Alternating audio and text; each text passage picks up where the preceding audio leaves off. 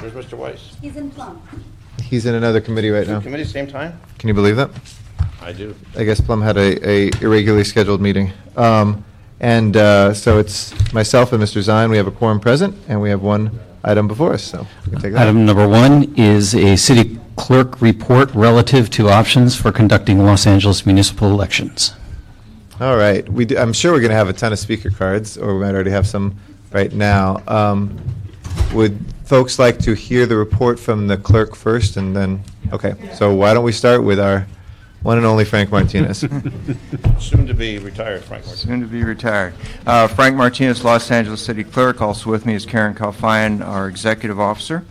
And we're here to present our report. Remember, on August 14th, the City Council adopted the City Clerk's 2007 Municipal Elections After Action Report, directed the City Clerk to report back on various options for improving administration and voter turnout for municipal elections. In addition, there were several other motions adopted in conjunction with that report that directed us to include specific issues in our review, such as ways to improve polling place operations, instant runoff voting, allowing poll worker service in lieu of jury service, etc. There are a number of motions like that. This report, which you have before you, represents the culmination of our review efforts. In some cases, information is presented for your review. In other cases, our review has resulted in specific recommendations which are being presented to you for the Council's consideration. Relative to the recommendations itself, I think they fall into two basic categories: those that seek to improve current operations, and then there are two recommendations relating to using more fundamental changes in voting methodology for the purposes of filling vacancies in council or LUSD districts. Due to the variety of issues we reviewed, the report is rather lengthy, but I'm confident we can distill it down and present the key elements in a fairly concise manner here today. Of course, I'll remind the chair, when we went to council, our effort was to narrow our focus, and the council asked us to review even more matters. So, Funny how that works. Funny how that works. So, just briefly to go over the organization of the report, we have a cover report of 25 or so pages that has a summary of all the information and contains our specific recommendations. Exhibit 1 is a 10-point listing of what we call guiding principles for introducing significant changes to voting systems or methodologies. Exhibit 2 is an summary abstracts for the vote-by-mail centered option as well as the instant runoff voting option, to give you a little more information on that. Exhibit 3 is the survey results and the survey tool that we did with our election advisory group and our community advisors. And then Exhibit 4 is a detailed resource listing if you wish to get additional information on either Election Day registration, vote-by-mail centered elections, or instant runoff voting, and then the jury service option model as well. So as we begin to go through, let me just briefly describe our process. When we embarked on this review, our staff analyzed various reports from the academic community, community-based voting advocacy organizations, other election administrators. We went on site visits to the election jurisdictions who have implemented some of these different methodologies, such as we went to San Francisco to view the instant runoff voting operation. We went to Oregon and Washington to look at vote-by-mail centered operations. We had vendors come in and give us presentations of various voting systems. We had the city attorney look at our ideas in terms of legal issues and so forth. And then we did the survey as well, where we actually went out to 120 members representing various community-based organizations dealing with voting advocacy, and had them look at these various options, various ideas, and give us feedback. And that's presented in the report. We also talked to the Department of Justice to determine if there were any issues relative to the Voting Rights Act, relative to either the vote-by-mail centered model or the instant runoff voting model. And so we tried to do a broad view and get a lot of different input on these different options. And just a moment, a digression. Just one thing you learn when you go out and look at different election jurisdictions around the country is everybody does things differently. You grow up in one place thinking this is the way you vote. When you go somewhere else, you realize there's a lot of variety. And I just wanted to show you something that really caught my eye. This is up in Washington and Oregon. They have these vote-by-mail drop-off boxes. In Washington, they only have one in this particular county, Clark County, but in Oregon, they have these little booths. They look just like mailboxes, but a different color all over. You drop your... A little bit, real quick, too. Are they metal? They're metal, and they are anchored to the ground, it looks like, So they can't be tampered with. allegedly. Well, they can always be tampered with. So, and they come around every so often and pick up the ballots. And I can just imagine here in L.A., first of all, what would I get in there besides ballots, And then I'm sure some enterprising soul would decide that there must be something worthwhile in there, knock it over and take it to examine it. So it just caught my eye, just how different things What's are their done. experience been, do you know, with any tampering? No, it works very well. So they feel very comfortable with it. So as we go through the recommendations and the issues, I want to bring up a few key issues to keep in mind as we go through this. First of all, the continuing instability in voting systems area, both in California and across the United States. We are still in the process that started in 2000 after the Florida presidential elections in terms of coming to grips with what are going to be the acceptable voting systems throughout the country. And in California in particular, as you know, with new Secretary of State Bowen, she has come in, done a top-to-bottom review of various voting systems, and basically issued a number of rulings and conditions for using systems, and there are a whole new set of systems that are in the certification process now that will be coming online in the next couple of years to meet the new, more rigorous standards. With that, I need to bring to your attention that the system that we have been working on for 4 years with the county, the GEMS 2, as it's called, vote tally system, was not certified by the Secretary of State. And therefore, we don't have today a certified system to conduct elections. And we have, working with the Secretary of State, we have asked for an extension of our current system for another cycle to get us through 2009, which is the Inca vote system with the various equipment that goes in the polls.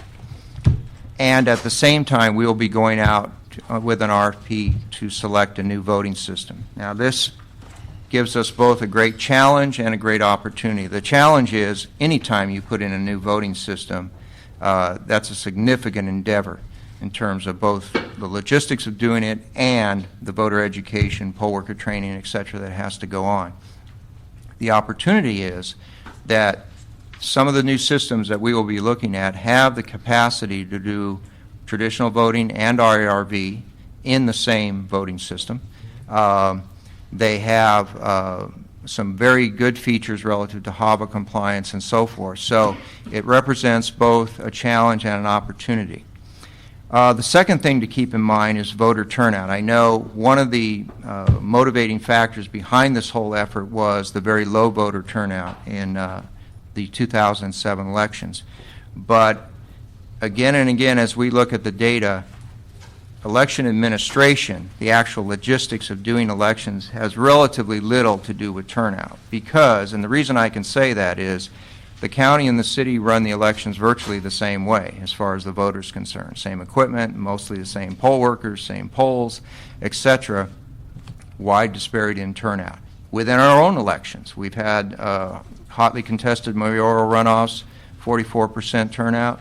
We have elections like May 2007, single digits. So clearly, it's not just how we run elections that drives turnout. It's a factor of press coverage, campaigns, amount of money spent, and focus, and ultimately the voters determining whether this election means anything to them. So that's something I wanted to have us keep in mind. The other issue is implementation challenges. Fundamentally, to change the way we do business in the jurisdiction our size is a major endeavor. I once again remind people, 8,000 poll workers, about 10,000 as-needed people on staff total, 2,000 voting precincts, 849 square miles of election jurisdiction. This is a massive operation. So when you make a change to ensure that the voters are properly educated and the staff and logistics are in place is a major challenge and needs to be a sufficient lead time. All the legal infrastructure needs to be put in place. All the equipment, logistical, and procedural infrastructure needs to be put in place. And remember, as I tell many of our esteemed election equipment vendors, the elegance of your solution doesn't mean anything if it can't be implemented on the ground by real-life poll workers. Okay. And then finally, another issue to keep in mind is just the sheer diversity of Los Angeles in terms of the different communities, the multitude of languages that are spoken in this community. We have a requirement to provide all our voting materials in 6 languages in addition to English, and there are many languages beyond that that are spoken by a substantial number of people in our community. Again, the physical size of the jurisdiction often makes rollout of stuff difficult, just the sheer size. So that's something to keep in mind. And it was brought up by our advisory committee in terms of making sure that whatever changes we make, we do the proper preparation to make sure it's rolled out properly. Finally, another key issue to think about is there are no silver bullets. There are no one thing that's just going to change the voting culture of this city or this country. I remind people back to about 15 years ago during the term limits discussion. As I recall, it was going to save our democracy, and it was going to bring back citizen government, and it was going to do all these great things. It sure did. Here we are. There you are. Both pros and cons, right? And a lot of unintended consequences. So, I just bring that to mind. I don't think there's a silver bullet. So, getting to the basic issues and the recommendations. I want to discuss 2 issues that did not result in specific recommendations, get them out of the way, and they're in the report. You can read them in detail. One was changing election dates. That was one of the big issues that we looked at. And really the issue had to do with changing the day of the week itself, like moving to weekend elections or something like that, or changing election dates so that we could consolidate with the county elections, okay? And really that consolidation with the county was really the major focus. So let's get right into that one. We did not recommend and don't have in our report any recommendation for changing the elections date. And the fundamental reason is the county's voting system right now cannot accommodate adding an election of our size to their system. So until we go through this process of a new system, and if the county ultimately moves to a new system that can accommodate us, there's very little to move forward on that discussion. There is no doubt in my mind that if we consolidated elections with the county, we would have higher turnout. There would be some drop-off between top of the ticket and where our stuff would show up on the ballot, and that's a point to remember.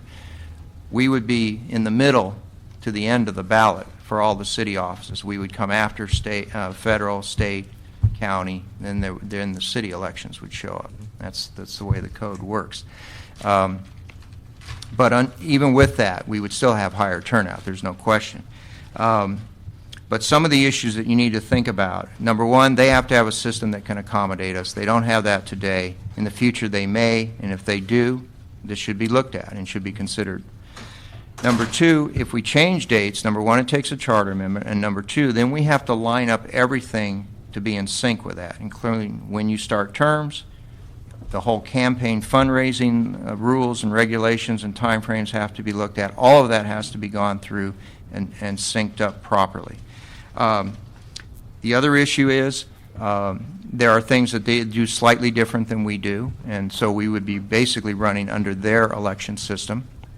Decisions they make about ballots, about polls, about poll workers, about training, all of that would be under their purview, would not be under our purview. The other thing is it's not something you can experiment with. If we were to ever do that, change our charter, disband the election division of the city clerk and start running elections under the county, and you decided after a couple cycles, we don't like this, we want to go back, to reconstitute the expertise and the logistics and the infrastructure in the city clerk's office at that point would be extremely difficult, extremely difficult. So there's a lot of other issues that we raise in the report, but basically we came out where we're not ready to make that recommendation at this time. The other deal of changing just dates, obviously the only day change that makes any sense is going to a weekend type voting, but either Saturday or Sunday is going to conflict with somebody's religious obligations. There could be some unintended consequences about things that are available to us during the week that aren't available to us on the weekend, such as churches and other facilities. How about multiple days? Well, then you're talking about doubling your cost, at least on some aspects, right? If you went Saturday and Sunday, for instance, and a more concerning issue to me is ballot security and result security over those 2 days, right? So that's a security issue for me. So we didn't really recommend that. So that's as far as dates. The other issue that we looked at, and there's quite a bit in the report, is just what we call in general the institutional stability of the election division.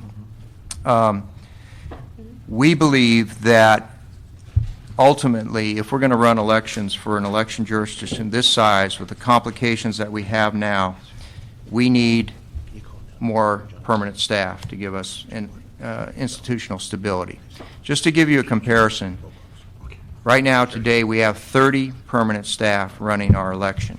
The county, which is twice our size, and they do run elections more often than us, and they have the registration function. So given all that, but they have 268 people thereabouts to run their elections. We have 30. So it just gives you a sense of the disparity. And in the old days, when elections were the same election year after year, we had the same voting system for 30 years, things were much more stable.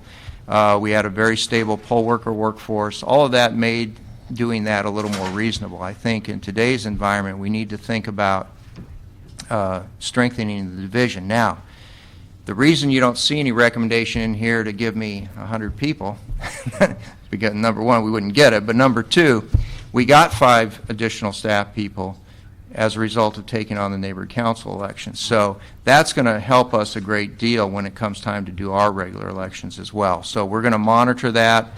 We have of course, we're going through the budget process right now for the 09 budget year, including the election.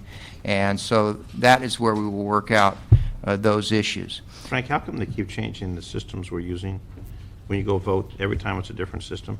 Well, I think it really stemmed from 2000 and the presidential elections in Florida. We had the same voting system, which was the punch card voting system, for 30 years, right, prior to that.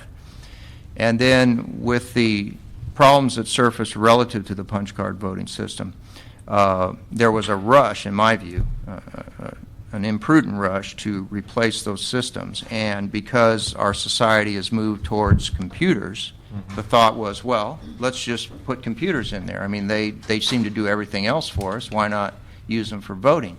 But when you think about it, putting a computer, just laying it on top of the existing infrastructure was not really a good fit. Think about what is a polling place? Well, it's a temporary location with volunteers essentially running them who get a few hours of training. To throw in more and more complex equipment into that environment is probably not a good fit. I think you need to rethink the whole structure if you want to use more sophisticated equipment. In my view, you want to keep the polls simple as possible. So that was one issue where they rushed forward to throw in electronics. Then they started seeing the fallout from that, right? Which was not only security concerns, but just operational concerns. All of us have gone to our desk in the morning, logged in our computer, and it doesn't behave right, you know, at some time. Oh, well, not to the, high-tech offices like CD13, but in my office, sometimes they don't behave. And so, Come over.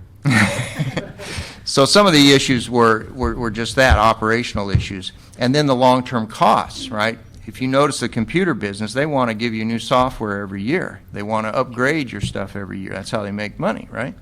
Well, in elections, we want the same thing for another 30 years, right?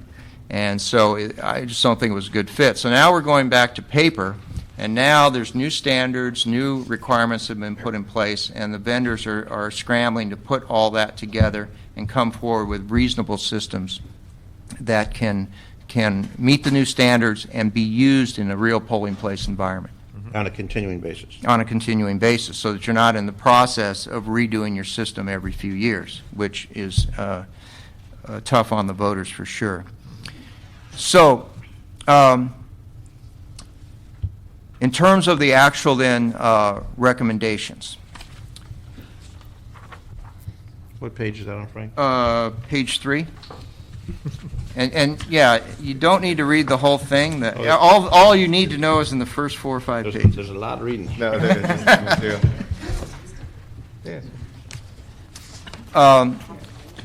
The first two recommendations, recommendations 1 and 2, relate to the offering support for the introduction of legislation at the state level, because neither of these things can we implement on our own.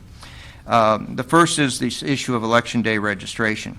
There's been a lot of study about Election Day registration by various groups, and I think several states have in fact implemented it. And what you generally see under Election Day registration is the first time they do it, somewhere around a 9% boost in turnout, and then from then on a sustained measurable increase, 3 to 6%, depending on the jurisdiction and what's on the ballot. So it does seem to be a reasonable thing to look at to remove that barrier, because what happens is we have a 15-day deadline in California, so you got to be registered 15 days before the election. A lot of excitement sometimes builds about an election after that, in the last week or so of an election, and so people get excited and they find out they haven't registered, or they haven't re-registered. They've moved and they haven't re-registered, and so they have problems with their registration. So this is an attempt to fix that. You'll see in our conditions, though, for recommending that, again, it would be for legislation to be adopted at the state level. And our view is that, number one, you require of the Election Day registration people the same basic requirements you require of others that register, so you don't put additional barriers on that particular group of people. You allow this to go on at the polling place. I think if you make them go somewhere other than the polling place to do this, and then expect them to do that and then get back to the poll, I think you're going to defeat your purpose to a large degree. But we also recommend that it be considered a state-mandated program, and that therefore funding be provided to put somebody in the poll that's going to do that function, because I don't think you want to hold up the polling place operation for someone to be doing registration. And then finally, and most importantly, it's treated as a provisional ballot. So the ballot, the registration form, the ballot, everything goes in the provisional envelope. We get it. We're able to look at it. We're able to verify that they didn't go poll to poll and do this. We're able to verify they're not registered somewhere else, et cetera, et cetera. And we can verify that and then go ahead and process their ballot. So that's our recommendation on that, and it would be for the city to work with its legislative representatives to see if that could be introduced at the state level. The second recommendation is this issue of the poll worker service in lieu of jury service. It's not a new idea. It was previously introduced at the state legislature. It didn't go anywhere. I think at the time that it was introduced many years ago, there was an issue of difficulty in finding jurors as well. So you might run into resistance for this idea because of jury service. But it seems to me that lately, with the one-day jury service idea and stuff, it seems to be that program seems to be working very well. They don't seem to be as in much difficulty in finding jurors as before. So it might be time to reintroduce this idea. And our feeling was that there are some folks that would prefer to do poll worker service instead of serve on a jury. Why not give people that option as a way to serve their community? Again, that would take state legislation to change various codes at the state level. The next two recommendations, 3 and 4, involve us developing a system-wide program with the Los Angeles Unified School District, both for the student poll worker program as well as the polling place, securing polling places. I was somewhat surprised to see in analyzing our polls in 07, only 24% of our polls were schools. The rest of them were homes, businesses, public buildings, other kinds of facilities.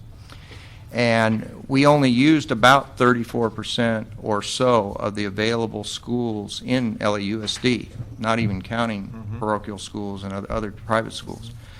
And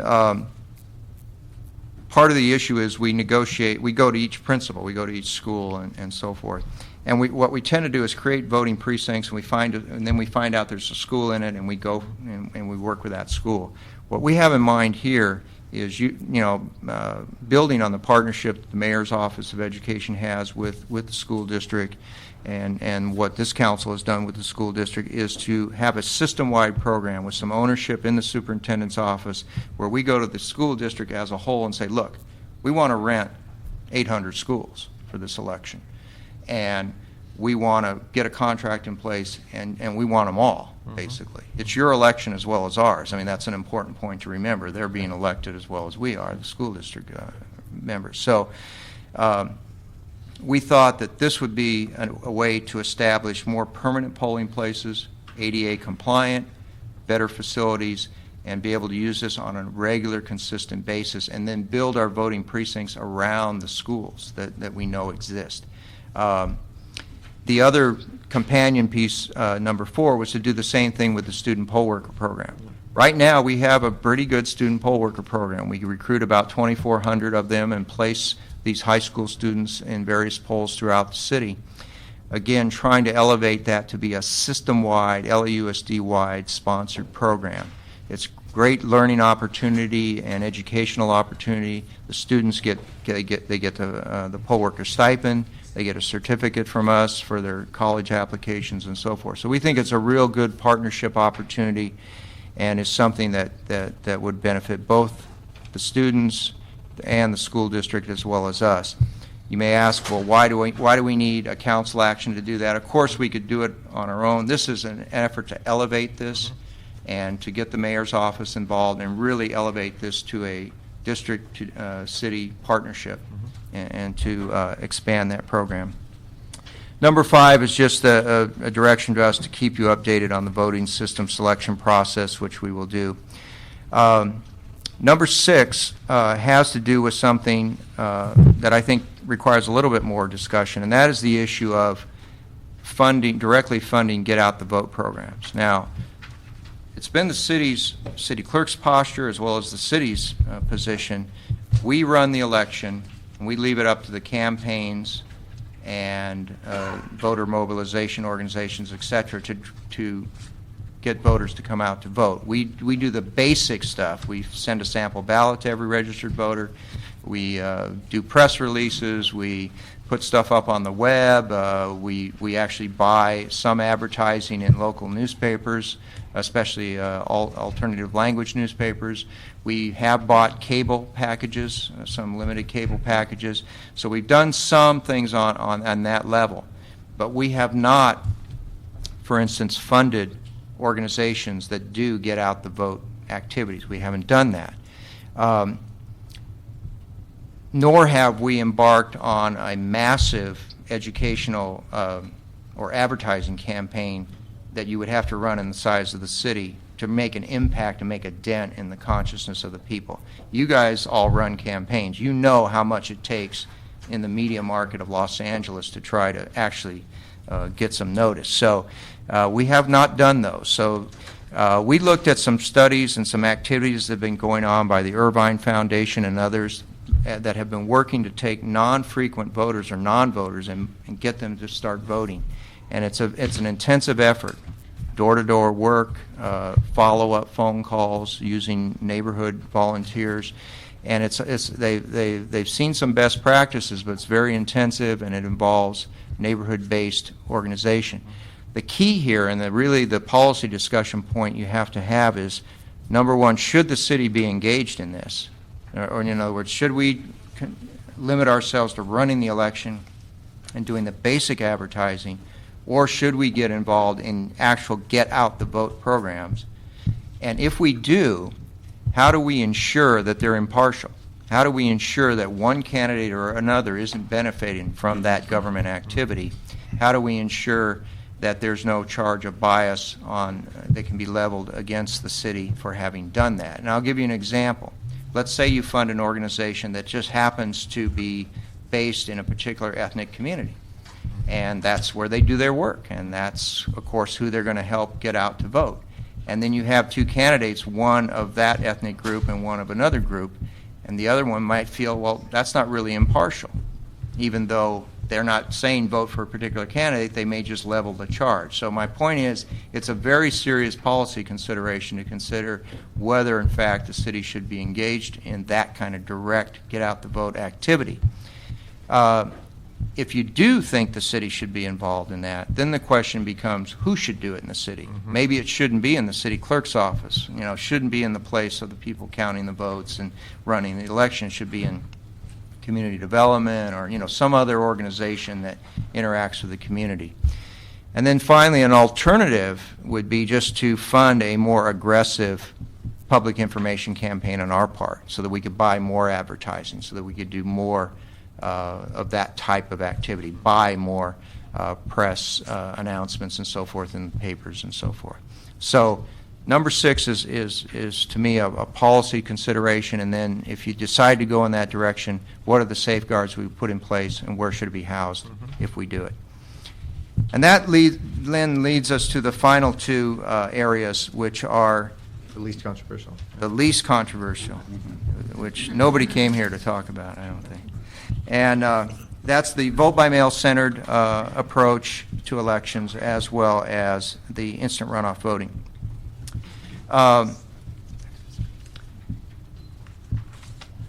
Relative to the vote-by-mail centered approach, that is something that we in the election business are bringing forward to you. It's not something that came forward from an activist group or proponent group or anything else, something we looked at. And the reason we looked at it is, number one, vote-by-mail is growing as a way of voting. Has been implemented in the entire state of Oregon, and in Washington State will be completely vote-by-mail shortly. And we looked at the trouble we have with polling places and the difficulty in staffing them and securing them. Is there an alternative way to go? And so we looked at vote by mail as an alternative, with the understanding that that there are many that would feel, well, wait a minute, you're taking away a way of voting, neighborhood polls, that a lot of people, the majority of people, still use. So how would you mitigate that? And so on pages 17 through 20 or so, we lay out our vote-by-mail program.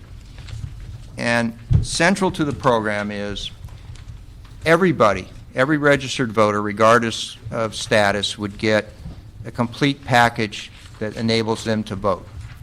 They get their ballot, they get their sample ballot, they get everything they need to vote by mail, sent directly to them without requesting. In there we would have multilingual information and so forth to assist voters as well. We'd set up hotlines and other things to assist voters. But coupled with this would be a series of what you would call voting centers, early voting centers, be open for a few weeks where people could go and get assistance. They could go drop off their ballot once they're done, or if they just didn't want to vote by mail, they could go in there and actually vote. So it's a way of combining voting centers, which some of us have experienced in terms of the early voting centers, with vote by mail as the fundamental way of voting.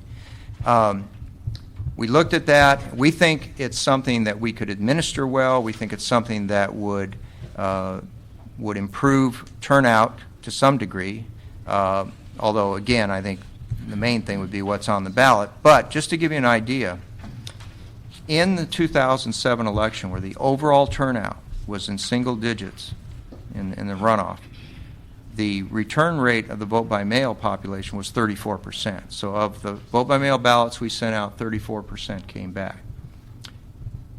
A lot of those were permanent vote-by-mail voters. In other words, they didn't apply for that election. It got sent to them.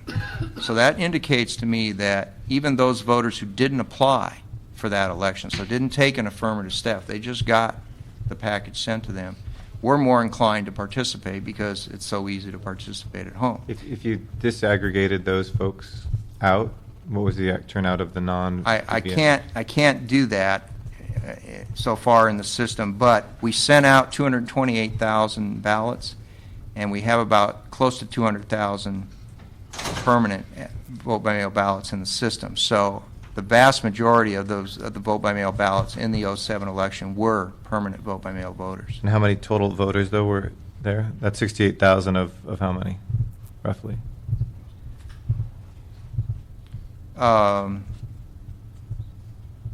Let's see. The total turnout altogether?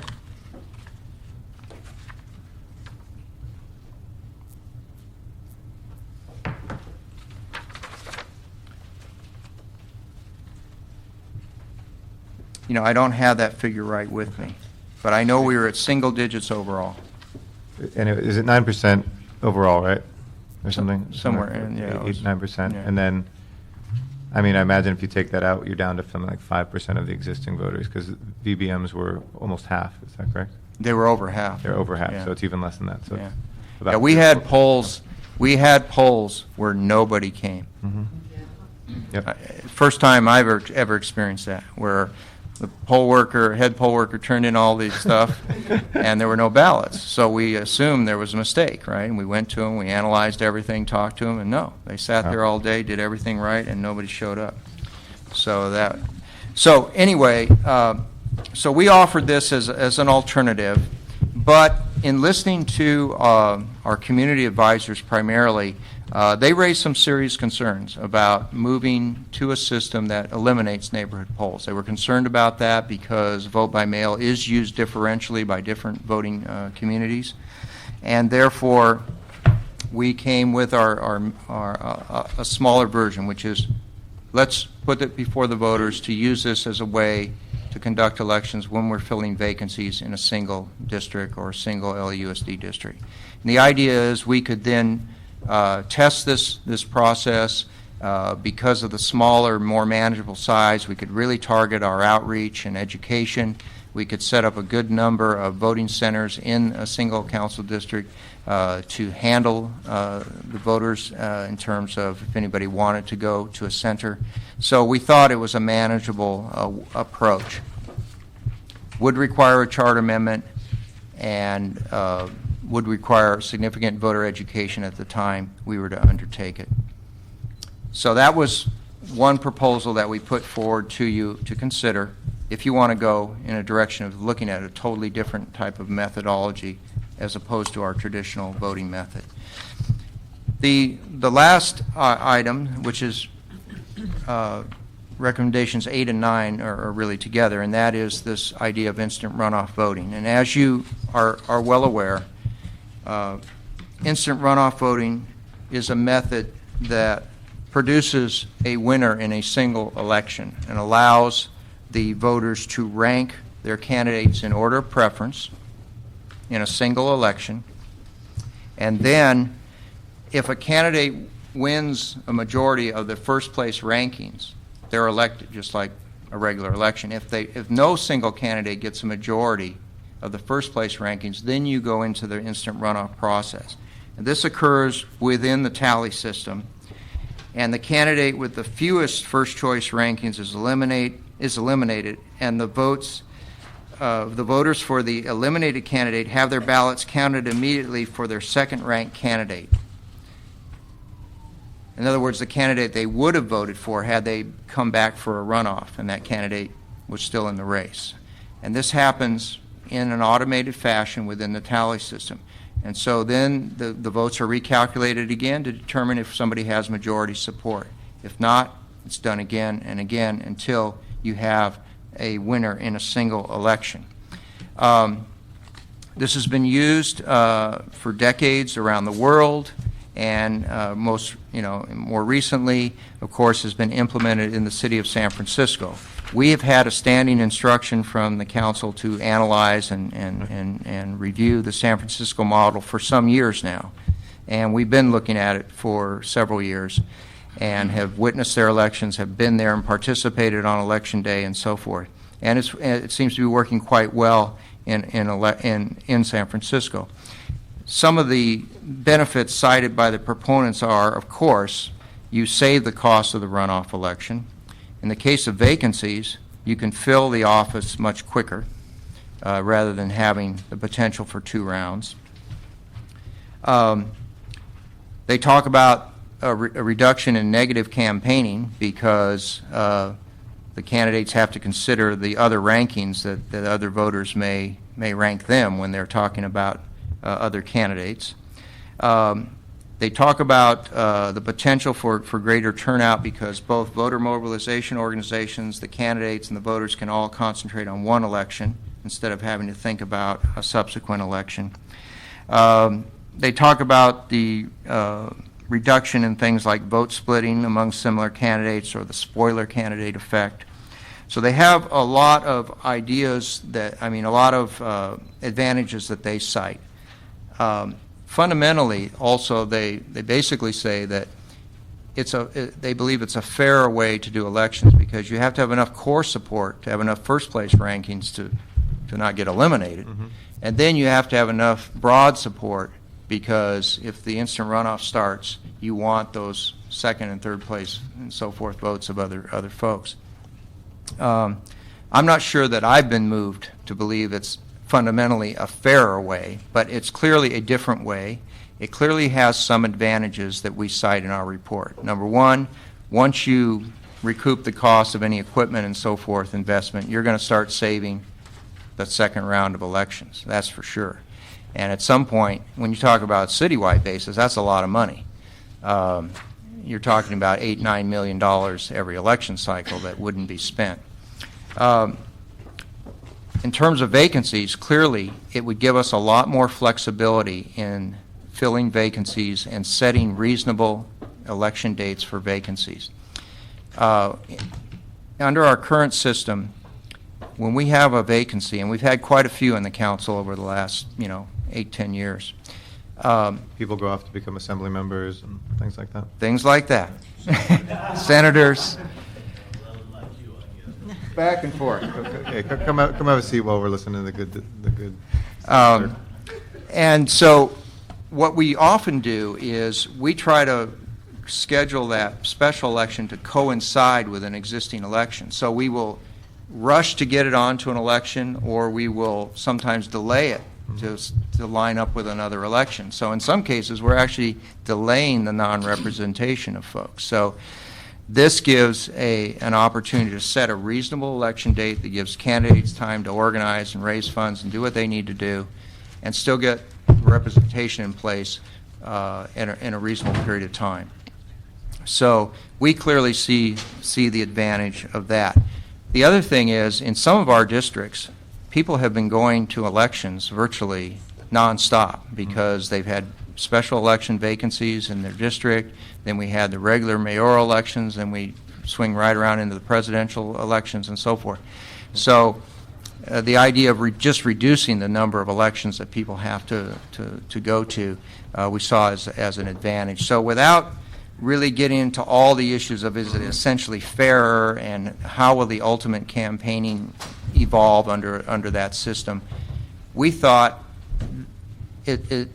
we've studied it for 6 years. Mm-hmm. There's been people on the council that clearly want to take a look at this, and our feeling was, again, can we do it in a manageable way? And that's why we recommended, if the council wants to move forward and really test this and see if it's a way to go, let's do it to fill vacancies for council districts or LEUSD districts. More manageable. We can better focus the voter education. We can have the equipment in place to do the election. Now, some people ask me, well, you're not going to buy equipment just to do a vacancy, right? Well, remember, we're going to be out to RFP to buy equipment anyway.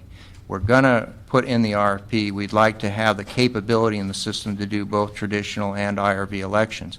So once we have that equipment in place, that should not be a barrier. Secondly, because we're saving the money that we would have been spending on the potential runoff, that money would be then available for voter education and so forth.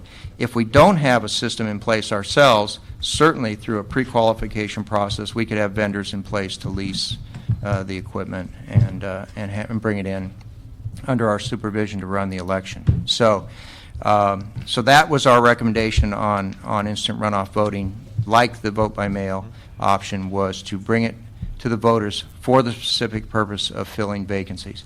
That really concludes my basic report. I wanted to just remind the committee, you have full discretion, obviously, on what to do with this report. You can move some of the recommendations forward and hold some of them. You can modify them. You have a wide range of what you can do. I think when you look at either the vote by mail option and the IRV option, the two that really are more fundamental in nature, it's either do some more analysis, which I hope you don't ask us to do. We've analyzed it a long time, and either do some more incremental approach that we're recommending, a more limited version of it, to test it and see how we do in our community, or put it on the ballot to change the city's election system entirely. And I think that's a difficult decision because of the implementation issues that we've talked about and the voter education issues that we've talked about. So to be clear, to do it for a pilot requires the same charter change. Well, it requires a charter amendment, but it would be a specific type of charter amendment focused on doing it for the specific limited purpose of vacancies. If So it'd be you're a two-step process. Yeah, because then you would come back at some point, if you liked it and everybody thought it was great and the voters really liked it, come back to the voters at some point and say, let's move the entire election process in that direction. Another charter change. It would require another charter change, yeah. Okay. All right. So with that, we're open for questions. I know there's a lot of folks here that I think want we'll to take provide the comments. testimony first. The crowd just continues to grow more and more illustrious. You've been joined by two elected officials here. I want to thank, before we hear from our guests that are here, I want to thank you, Frank, and the entire elections division of the city clerk's office. This is a great document. We certainly didn't make it easy. We kept growing, put lots of different council members, lots of different motions in here, and I think I just wanted to thank you at the outset for the very good work that you did. So with that, you even have fans applauding in the audience. I'd like to ask our two guests who are in the front row center here to come forward. Senator Mark Ridley Thomas, if you want to come join us, and Judy Chu, who is from our State Board of Equalization, have joined us, and we're excited to have you both here. I'm going to let the senator go first, even though you're higher ranking, just because he waited for a long time, and he, has such a nice tie on. So with that. And he gets impatient. Thank you very much. Plus, he's an alum, so, still has his ID. That would be correct. And I used it to get in to the building today. Mr. Chairman, we thank you for the opportunity, Mr. Zine. We're glad to be here just to briefly testify, and I do mean brief, not typical of the way in which you ordinarily expect me to speak, Mr. Chairman, but that's beside the point. Two issues seems to me to be relevant to invoke. One is the matter of efficiency. Two is the matter of expanding participatory involvement in the electoral process, both of which seem to me to strengthen the democratic process as we understand it, small d. And so I think any innovation that is not inclined to exacerbate or compound any existing problems with the voting process can be considered good, worth pursuing. And I do think it's appropriate to take measured steps, but ultimately I think uniformity is appropriate. Assembly Bill 1294 sought to do that, authored by Gene Mullen, one of our colleagues, and his background is as a an educator, a civics teacher of some 25 plus years. So his interest is in trying to figure out ways to participate more fully, or those who have not traditionally perhaps participated, to give them an opportunity to do so and to make the process less onerous, to assuage to the extent possible voter fatigue, as the clerk just referenced. These are not small things when you think about the experience that California will have this year. There will be 3 elections, and there will be a predictable dip in one of those elections. Perhaps instant runoff voting would be a remedy to some of that, so it is argued.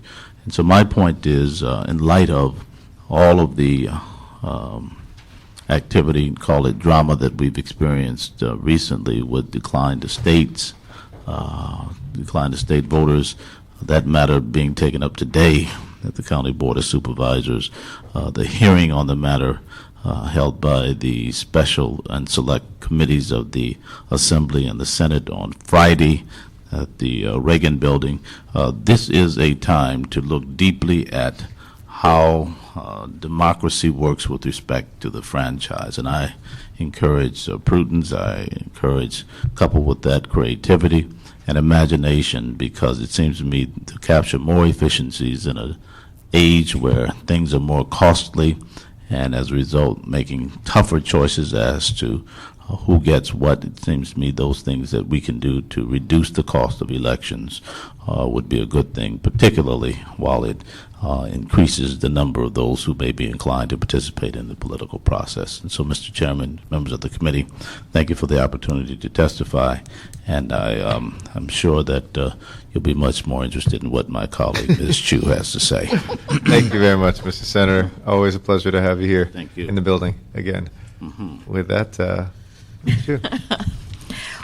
Chairman Garcetti, Councilmember Zine, thank you for giving me the opportunity to be here.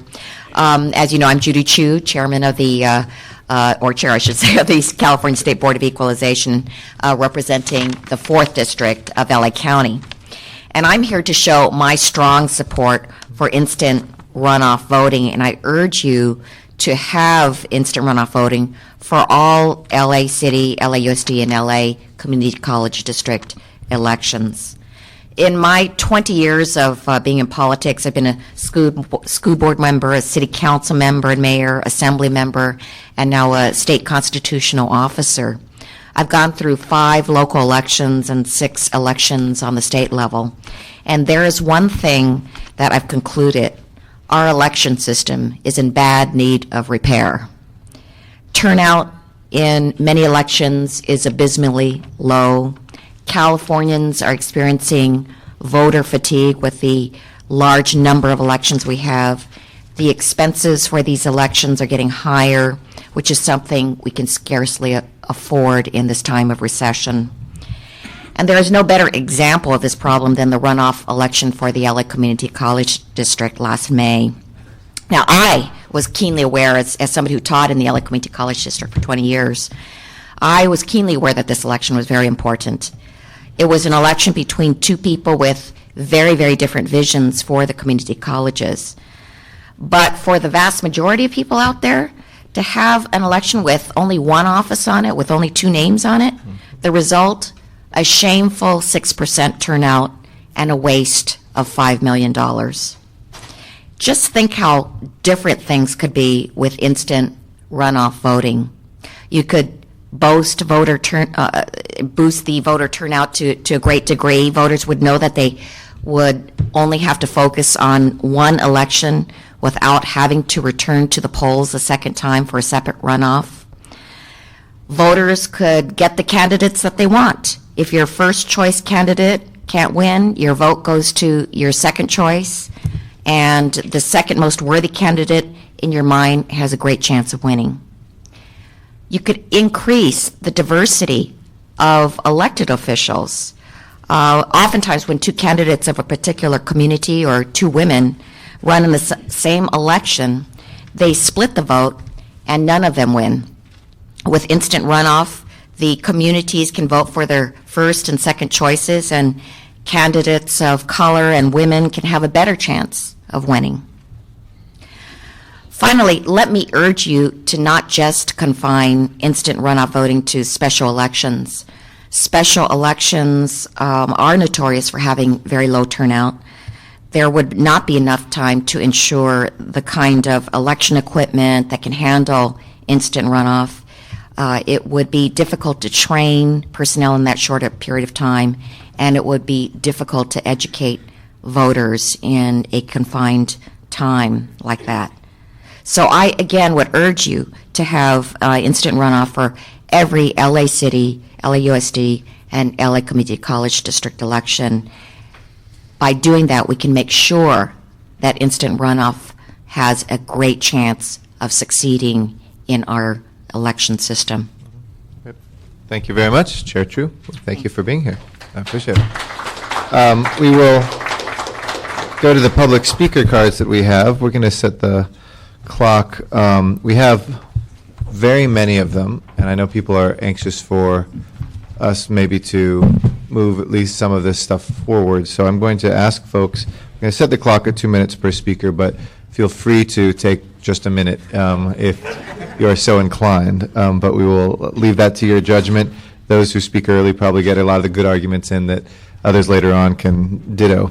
But Jessica Levinson will be our first speaker, Robin Gilbert, and Hyunju Lee, if the three of them would like to come forward. Actually, we have 4 microphones, so Seal Sorensen, why don't you come forward too? Frank, you want your things? I'll just get them out of the way. And we will hear from them in that order.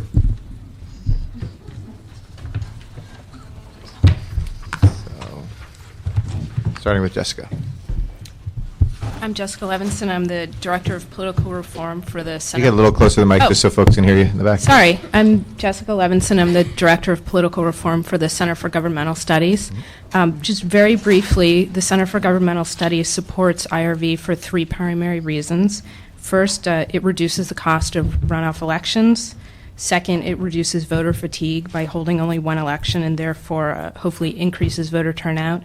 And finally, a cause close to our hearts with respect to campaign finance program, it will reduce the public funding needed for runoff elections. Great. Thank you. Look at that. A minute and 43 seconds left. That was a good job. Robin Gilbert will be our next speaker. Yes, right here. Thank you. Thank you very much for inviting us. I am the president of the Alliance for Democracy, San Fernando Valley chapter. We are concerned with issues of social justice, and instant runoff voting falls within this category. We have endorsed the concept of instant runoff voting for all the right reasons. It increases choice. The cost is less to the city, and it increases voter participation. I would like to see the first effort to be successful, and I think to be successful we need to put our full effort into it and to expand it to all the city elections, LAUSD, and the community college district, rather than go at it in just a little piece at a time. Okay. And thank you. Great. Thank you. Appreciate it. All right. Anju? Thank you very much for this opportunity. My name is Han Julie. I'm the National Organizing Coordinator of the National Korean American Service and Education Consortium. We have it's such a long name, I always feel guilty. It's National Korean American Service and Education Consortium, or NACASEC for short. We have 3 affiliate centers in the U.S., Chicago, New York, and Los Angeles. We have the Korean Resource Center, and we are here to show our support for the report made by the city clerk, specifically same-day registration and direct funding to get out the vote programs. Same-day registration would really benefit and increase voter turnout among different voting populations, including the Korean American community, the working class, low-income, youth voters, and Americans that move around a lot, for example. 2004 to 2005, over 40 million Americans moved. Same-day registration would allow them, not restrict them to the registration deadline, but allow them to still participate in the election. So we think that's a great idea, and Los Angeles should implement the same-day registration. Also, direct funding for Get Out the Vote programs. Los Angeles is very diverse, different ethnic communities. Many of them, like the Korean American community, rely on the services and support provided by community groups like the Korean Resource Center. And we know their needs. We speak their language and know the culture. So funding Get Out the Vote programs that groups like the Korean Resource Center has done for so many years would be a great investment of LA City's funds. Thank you. Thank you. Seal. Hi. Nice to see you. My name is Seal Sorensen. I live in Granada Hills. And I would like to ask the committee to follow one of the efforts that most of your constituents must follow, and I say must. We must always consider the cost, and the instant runoff voting will save the city millions, eliminating repeated elections. Given more choices to the voters, which would result in more participation, end the stupid spoiler issue, and encourage more democracy. And I thank you for your attention.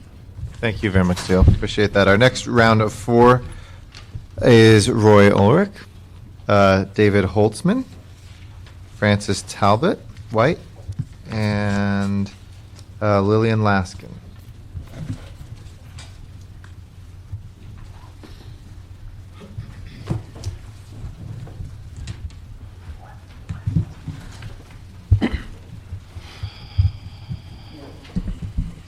Roy, please. Councilman Zine, President Garcetti, I'm going to briefly talk about instant runoff voting because most of the speakers here are going to be supporting it, and so is California Common Cause, for whom I'm speaking today. I would like to say, though, I think that the city clerk may be being ultra-legal here. I think it's possible to pass one charter amendment and have it read in such a way that it obviates the need of having a second charter amendment.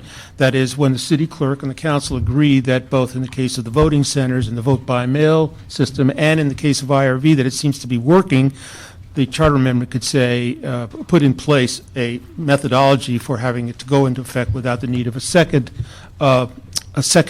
charter amendment to be voted on by the voters. I think it could be written and drafted by the city attorney in such a way that we won't have to have the charter amendments passed by voters a second time.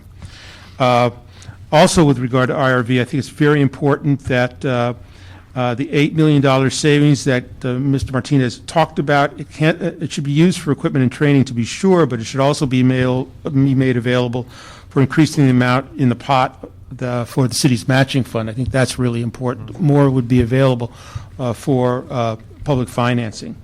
On the issue of consolidation of elections, we think that consolidation is important, frankly, and if the goal is greater voter turnout, that notwithstanding all the problems facing the city in implementing consolidation, we do think that having elections in March and June of odd years is a recipe for low turnout.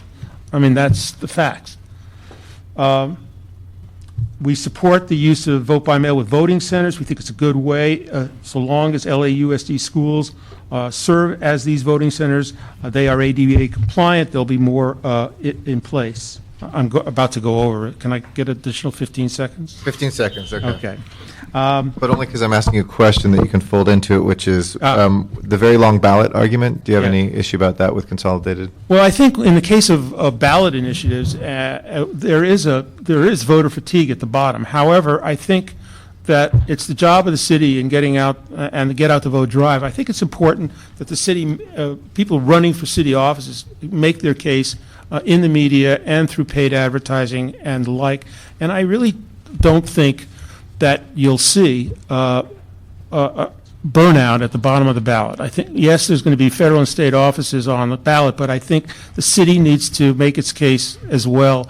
And I think the overall increase in turnout will benefit the city in the long run. And one other thing, and this is on my time, so don't worry. Okay. And the costs, if I were to be running for city council this past time, right, and let's say there wasn't a June and a February election, but let's say there was presidential and state and local, I know the price of television, the price of everything becomes much more expensive for the Right. local candidate. So there's that to consider in That's terms true. of access. And you're right, we have to get that message out, but I know it's much easier to get the message out, at least in free media, for somebody who doesn't have money in a year that there isn't a lot of presidential, I mean, once you have your car accidents and your murders and everything else, then you get to the, national political news, and then maybe the state stuff. It's almost a non-thought there. Any sense on that? Just because you brought up the consolidation stuff, which I've thought about over the years, but these are some of the things that counterbalance them sometimes. I think that's right, but I also think that the voters that want to hear about what's going on in the city and city elections, they will pay attention. It's job of people running for office to be able to break through the media resistance to covering politics. And I think it's important for city officials to find a way to do that. I really think that having elections in March and June, I think the interest in city politics is not great enough, unfortunately, to warrant having elections in odd years. I mean, talk about voter fatigue. People have just voted in November of the previous even year, and now we're asking them to vote in March of the next year, and the reality is people are tired.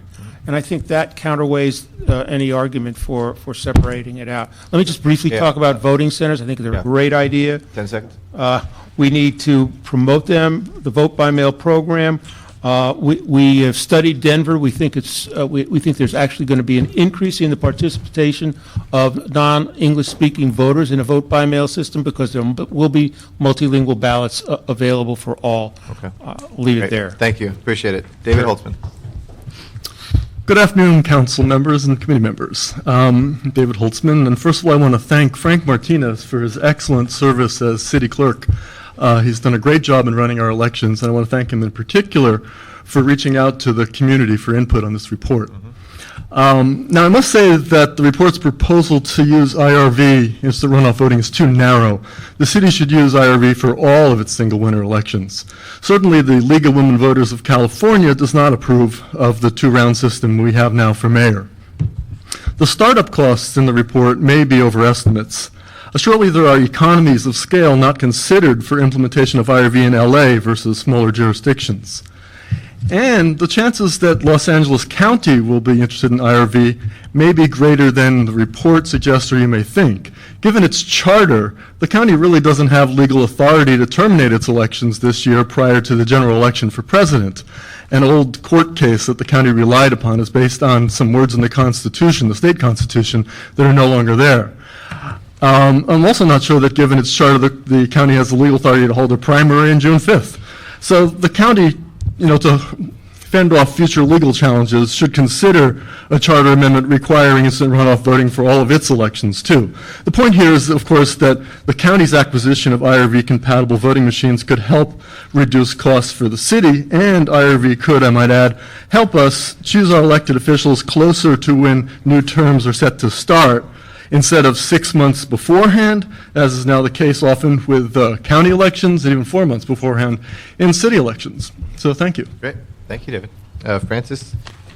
Hi, I'm Lillian Laskin, and I'm a member of the West Side Progressives of Los Sorry, Angeles. I just said. Francis, are you you're next? going to be right after Lillian, if that's okay. I'm sorry, Francis. I know. Thank you. Can I have my other 6 seconds? You got them. You got them all. There, we'll reset it just like that. There you go. I'm Frances Talbot White, Voter Service Director for League of Women Voters of Los Angeles.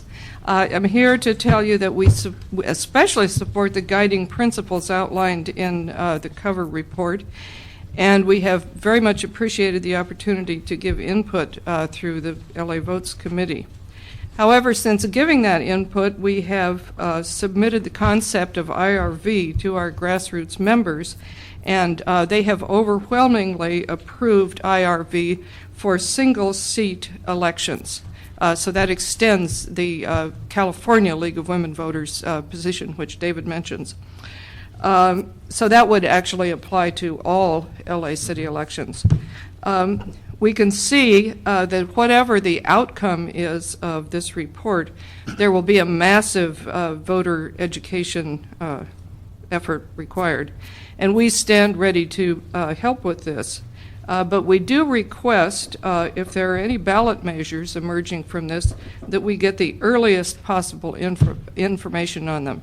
And that's for two reasons. One is to decide whether or not we are able to support, oppose, or remain neutral on any ballot measure. Actually, this goes for any ballot measure. And secondly, to prepare our unbiased pros and cons speakers, which we do in any case, whether we support or oppose. And the mothers among us call that unconditional love. Thank you very much. Lillian. Hi, yeah. I'm Lillian Laskin, and I'm Executive Board Member of the West Side Progressives of Los Angeles and a 44-year member of the League of Women Voters. I just want to reaffirm pretty much what David and Francis have said and remind you that instant voter runoff is sweeping the country, and it is one of the most exciting electoral reforms in the country. Voters have approved IRV by significant margins in nearly all municipalities and cities where it's been introduced, and there are 30 other places in the United States where legislation is now being proposed for it as well. Last year, the Vermont Senate passed the IRV Bill 108 with support of the Secretary of State, Common Cause, League of Women Voters, and other grassroots groups. And starting in November 2008, the entire state will be using instant voter runoff. True democracy requires that we try to determine which candidate is preferred by a majority of voters rather than merely a plurality, which is what we have been doing in the current elections. So I just want to, again, urge you to use it for all elections, not for just certain special elections. It will be cheaper, more efficient, and it'll be easier for people to learn how to use it. Thank you. Thank you all. Our next four will be Barbara Levin, Gautam Dutta, Phil Hardy, and Les Emmer.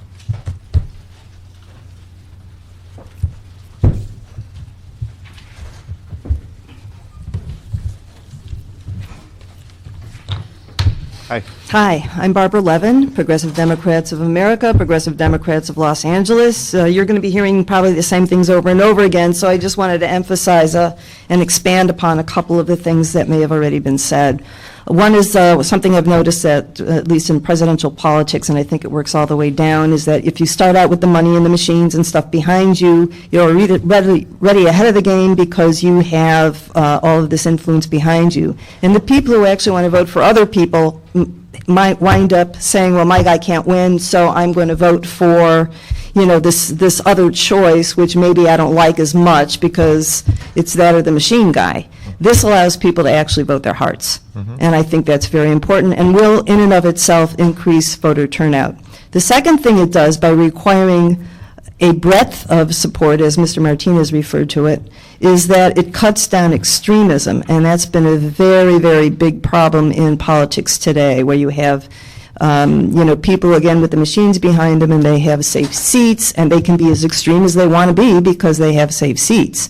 And I think that with instant runoff voting, people can actually vote their first, second, and third choices, and by requiring a greater breadth of support, the extremists have a little more problems. Again, Mr. Martinez referred to cutting down on negative campaigning. I think it goes a little bit further than that. I think it's a question of the people who are more centrist, more moderate, more willing to compromise, more willing to work with each other, actually have a better chance than the extremists. Thank you very much. Can I ask you then, as a progressive, why you'd want more moderate candidates? Well, I didn't say I wanted more moderate candidates. I just said I just think that the more moderates should win. All right, sounds good. Gautam. Hi, I'm Gautam Dutta. I'm Deputy Director for Political Reform at the New America Foundation. First, I'd like to commend Frank Martinez for his years of service to the city and for a very well-researched report. I mean, everyone appreciates all his hard work there. We at New America couldn't agree more with the gist of the city clerk's report. IRV, IRV or no IRV, the city, as Mr. Martinez mentions, will have to get new voting equipment.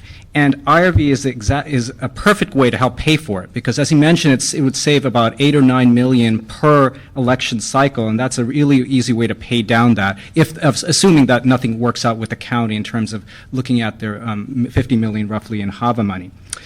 To echo BOE Chair Chu and many others, we believe that IRV should be used for all LA City, all LAUSD, and all LACCD elections, not just special elections. And there are 3 reasons for that. As we now know, special elections have a very short time fuse. They need to be held within about 60 to 90 days.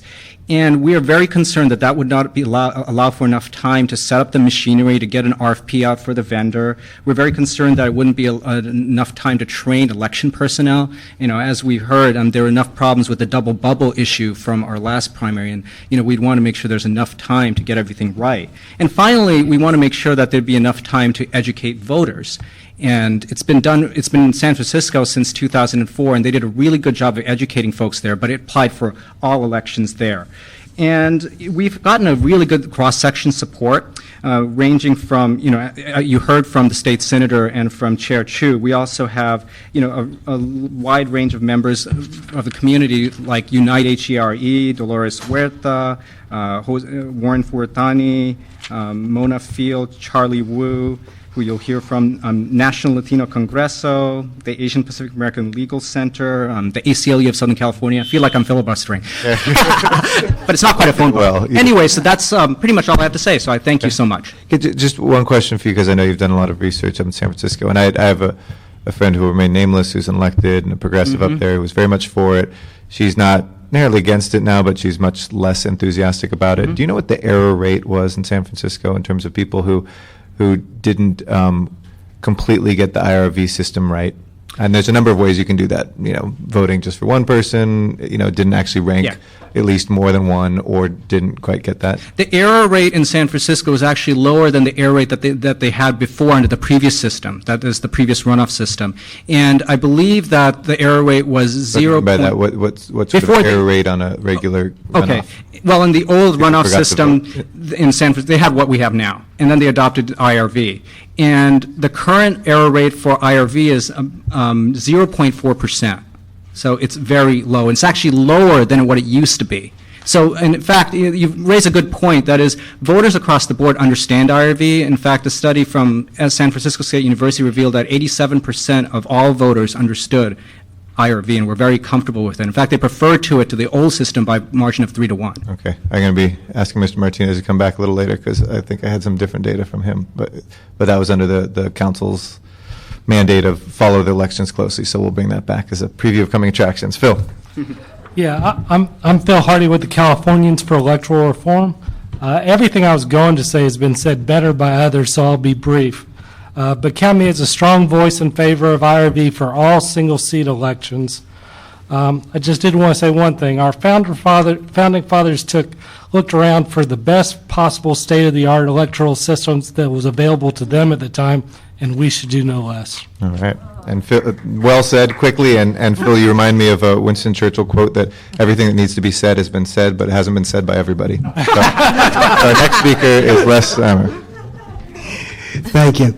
My name is Les Amer. I'm from the Los Angeles Greens. We're also very much interested in progressive politics and very much in favor of the instant runoff voting method. We want to be able to do whatever we can to help implement it, and so assuming that it does become the law of the land here and is used for all the local elections, we're looking forward to training all the people who are members of our party to be able to use it properly, and so we try to have as little difficulties as possible with its implementation. So we very much hope that it will be implemented fully. Great. Thank you very much, Mr. Amer. Linda Pierre Avila, Charlie Wu, Grace Yu, and Jimmy Valentine will be our next 4 speakers. Is Jimmy still here? Yeah. Oh, yeah, there you are. Saw you in the back before. How you doing?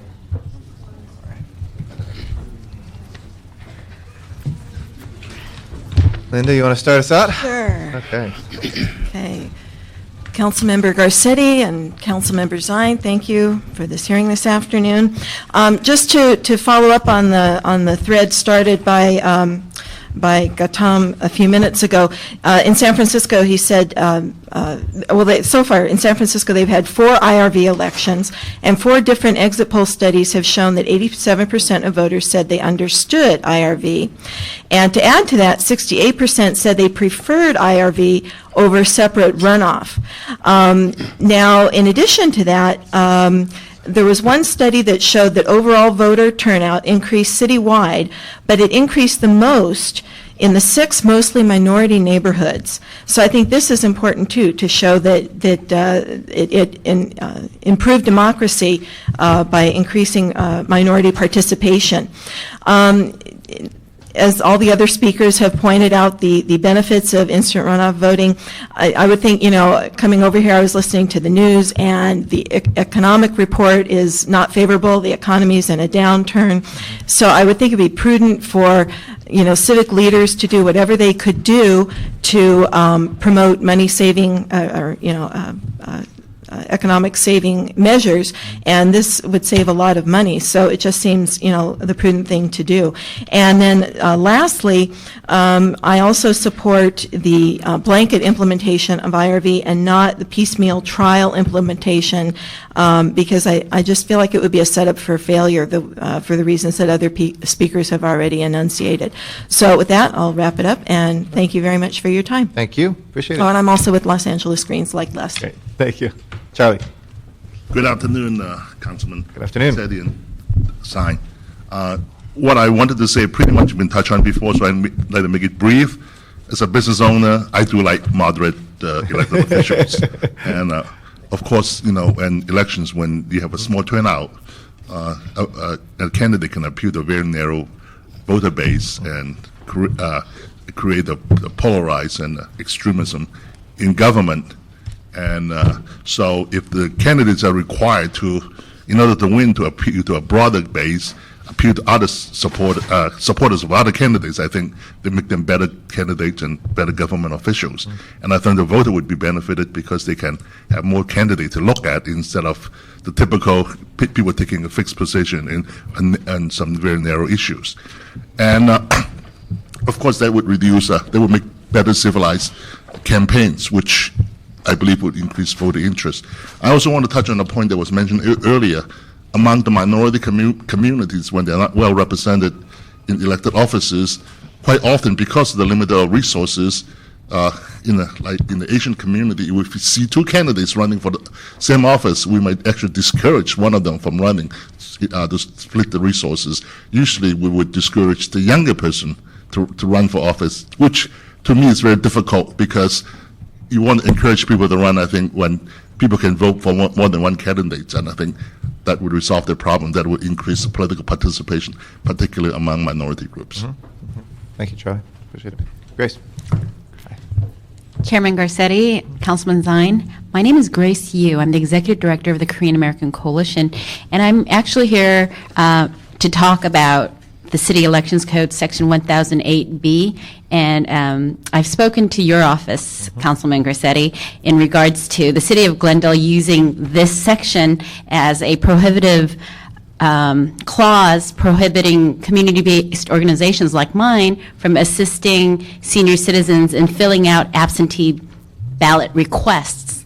Now, this sounds bizarre, but they've been fighting for months in the City of Glendale.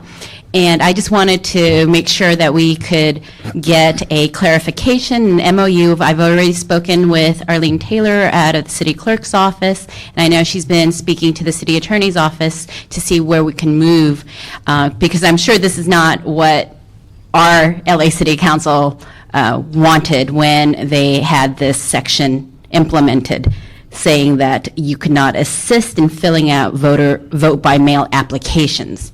So I would like some sort of clarification, and if I could have a return on that, that would be great. Okay. But also, the Korean American Coalition is a part of APCON, which is the Asian Pacific Policy and Planning Council, which of course supports the instant runoff voting. So. And did they take position on the vote by mail?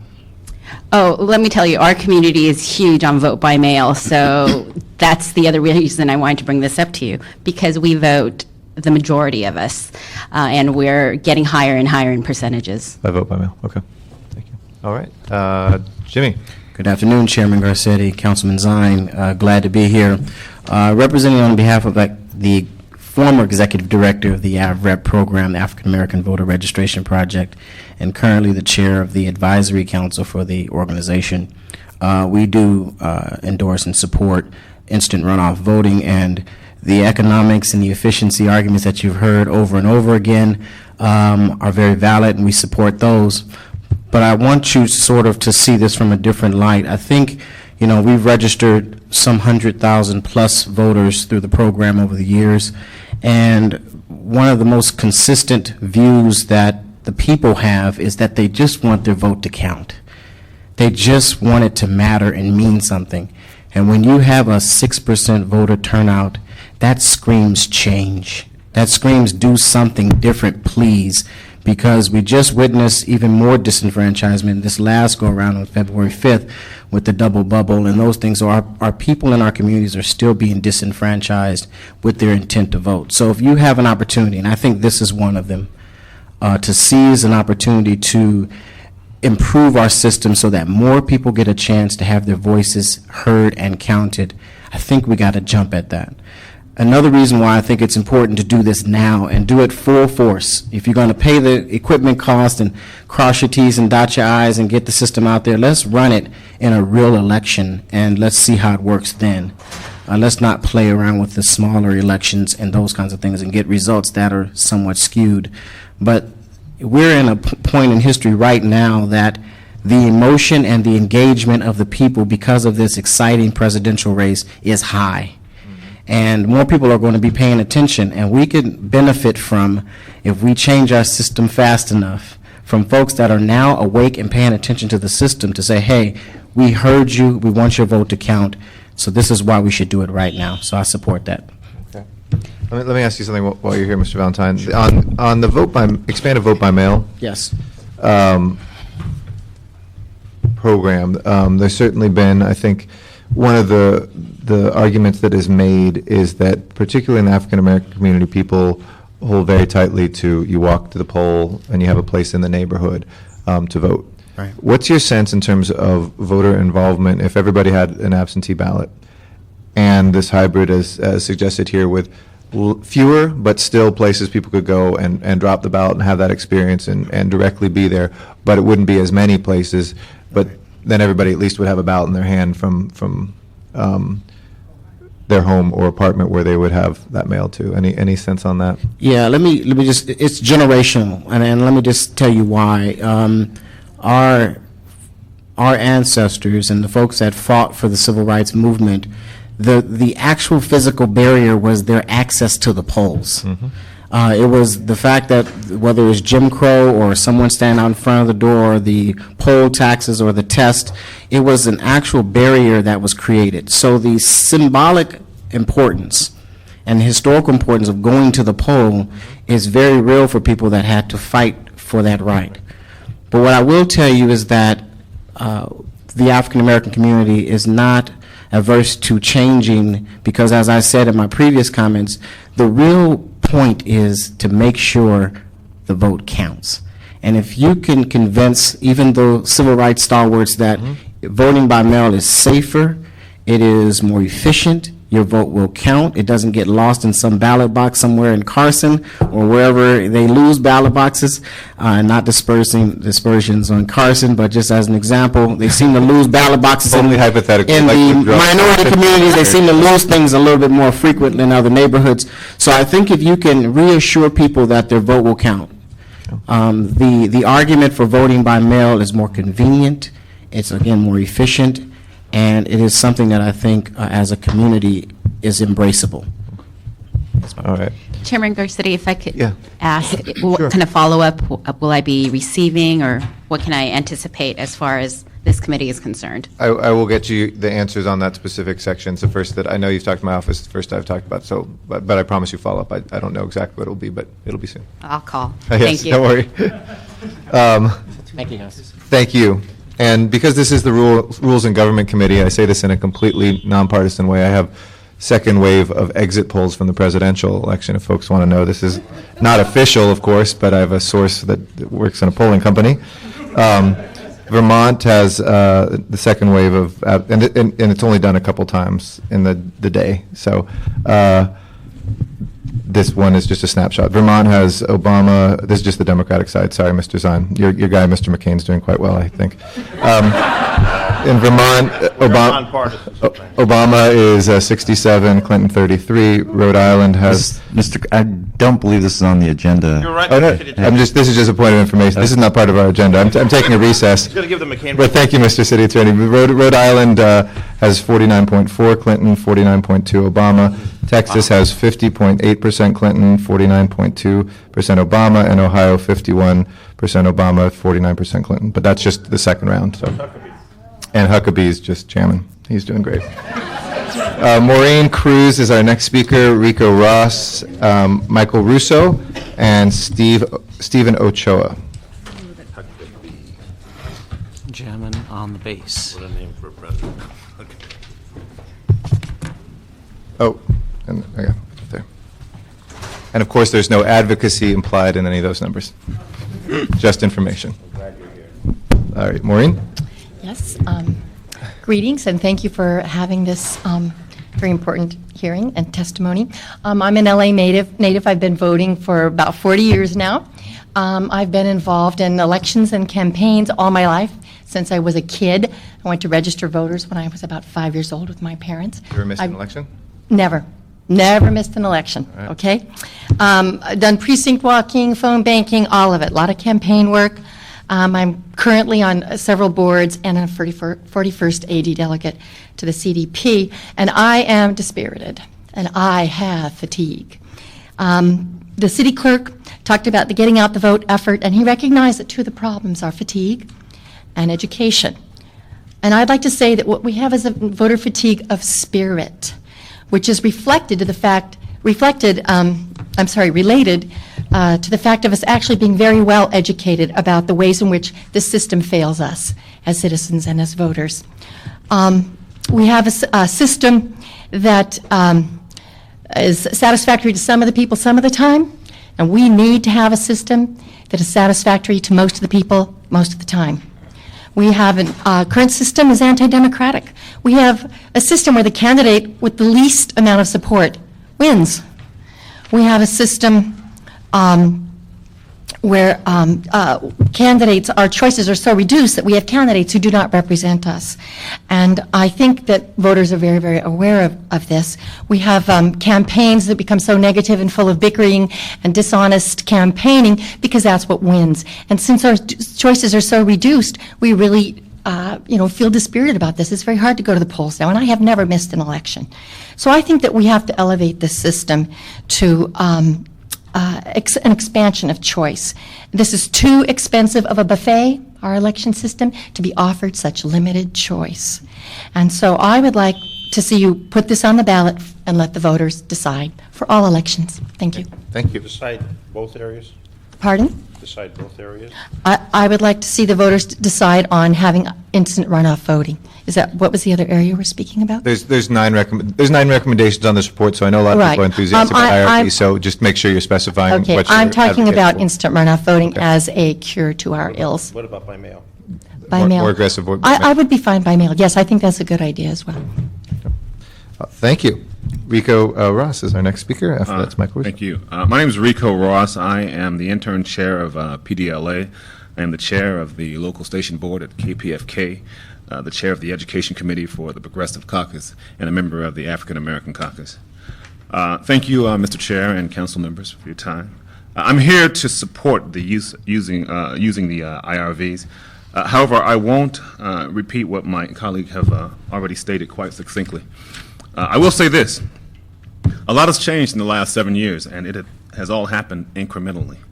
It is said that if you throw a frog in hot water, it'll jump out. But if you put a frog in hot and cold water and slowly turn it up, it'll stay there until it burns to death. We have had incremental changes, and that's why we're at the state we're at now, and that's why there's so much dissatisfaction right now and so much call for change. You are in a position now, and I don't mean to lecture you, but you're in a position now to possibly make a corrective change in the opposite direction. And I think choosing to use these IRVs will be that change. Thank you. Thank you, Rico. Appreciate it. Michael Russo.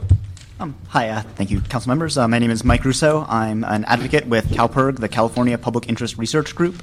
and we work on a variety of public interest issues, and IRV is something that we've supported for a long time, and it's also something that's important to me, too, because 10 years ago I was a student at Caltech, and all of our elections there were done via IRV. So we know the students at Caltech can pull that off. That's easy. But that's like, that's a higher level. Well, I mean, it's good for eggheads, certainly, but, once you figure it out, it literally is as easy as 1, 2, 3. Right. And I bring that up just to make the point that, one, it's a smart policy, and hopefully I don't need to go into all the reasons. Everybody else has made the point before. I'll just quickly highlight a few of those. But also that, I was doing this 10 years ago. There's other places that have been doing much longer. It's a well-tested policy. There's not a lot of risk in moving towards it. And so to just quickly clean up on a few individual points. First, quicker decisions, fewer elections, higher turnout. These are all good things. Fewer elections means public financing works better, which gets more of the money out of politics and allows races to be more competitive. The fact that there's broader support for the eventual winner means that the people who win, the elected officials, have a bigger constituency, and the constituents who voted for somebody but ranked them 2 or 3 still feel some connection with their elected officials, which enhances the representational nature of those elections. And secondarily, just talking about how well tested it is. It's been used in Australia for over a century, in San Francisco for several years now, as we've discussed. The American Political Science Association has used it to select their president for quite some time. They should know what goes into a good election system.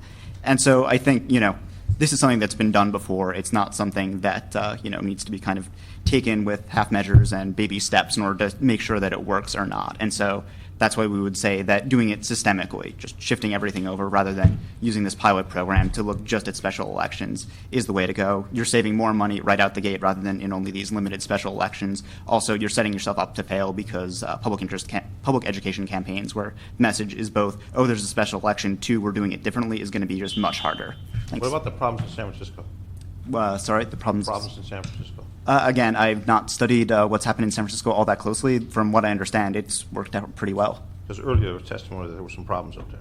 Yeah, I mean, certainly not everybody has understood it on the first go-round, but my understanding is that the numbers are pretty high and that the education campaign has worked pretty well and will continue to improve as time moves forward. Thank you. Thank you. Stephen Cho. Thank you very much, Councilman. First, wanted to give a good pat on the back to Frank, and not only Frank, his team of staff, I'm sure, who all worked very hard on this report. And your Frank's retiring at the end of this month. This is his final farewell. But very quickly, my name is Stephen Ochoa. I am from the William C. Velasquez Institute. I'm the Director of Voting Rights and Policy Research there. Very quickly, I want to give our wholehearted endorsement to IRV. We truly believe we want it applied citywide more than the pilot program suggested. It is, it will help turnout, but I think more importantly, it will increase the efficiency of the vote for not only Latinos, but all Los Angeles residents. But don't forget the education campaign that will be needed for when you do the switch over. Knock on wood. But conversely, though, I do want to state my some concerns about vote by mail. The Institute is always in favor of giving the voter more options to participate in the election process. Going to all vote by mail would possibly eliminate an option of the true neighborhood council. Latino community, like the African American community, really does like to go to the neighborhood precinct. There's especially the older voter, the longer term residents who are used to going to their neighborhood school or library or wherever their precinct is located. I know that I saw that the Common Cause research report was cited in Frank's report, and while I haven't gone through it in detail, the only thing I always say with studying other cities vis-a-vis Los Angeles is there is no other city like Los Angeles right now in the country. Mm-hmm. So it's kind of hard to say, and just quickly glancing at their conclusions, as I understand it, they said percentages for Latinos went up, but its roles were starting to be decreased too, so that could possibly augment some of the expected returns of what would happen in the Latino community in an all vote by mail situation. Like I said, we have no problem with mail voting as an option. Give people more options to participate. Again, still concerned. I mean, if there's other data out there, we certainly would look at it. But it is a worry. That's Any sense on the balance between if everybody got a vote by mail ballot and there were fewer but still convenient, or still regional, let's say. I don't want to Right. put the word convenient, but regional ones.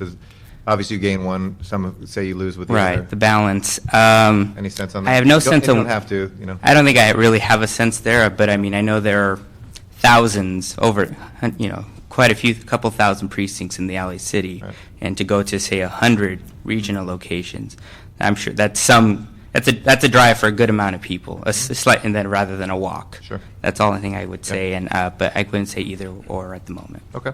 Thank you. Mr. Chair, could I address the by ballot issue?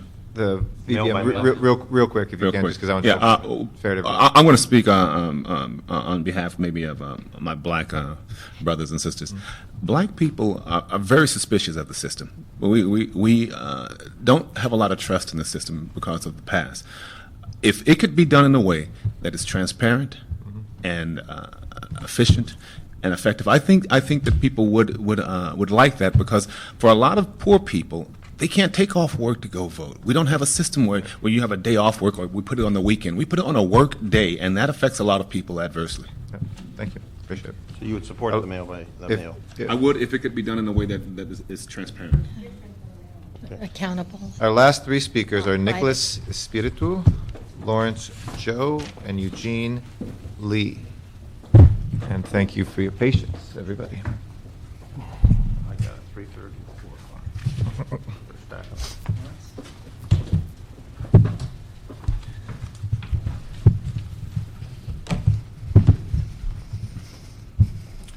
Please. Could I call first? I can't remember. Nicholas? Oh, yeah. I think that's me.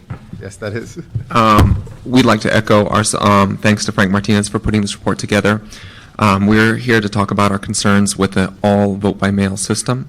While we support vote-by-mail as an option, we are very concerned where an all vote-by-mail system might eliminate the other options that are available. We think it's a little ironic that when all the discussion is going on about encouraging voter turnout, we're talking about eliminating the system that is the one primarily used by the Latino community here in Los Angeles. I won't go. Be against the mail? We just have concerns, and our concerns right now are because there is to our understanding, no information that indicates that vote by mail, an all vote by mail system will actually increase voter turnout.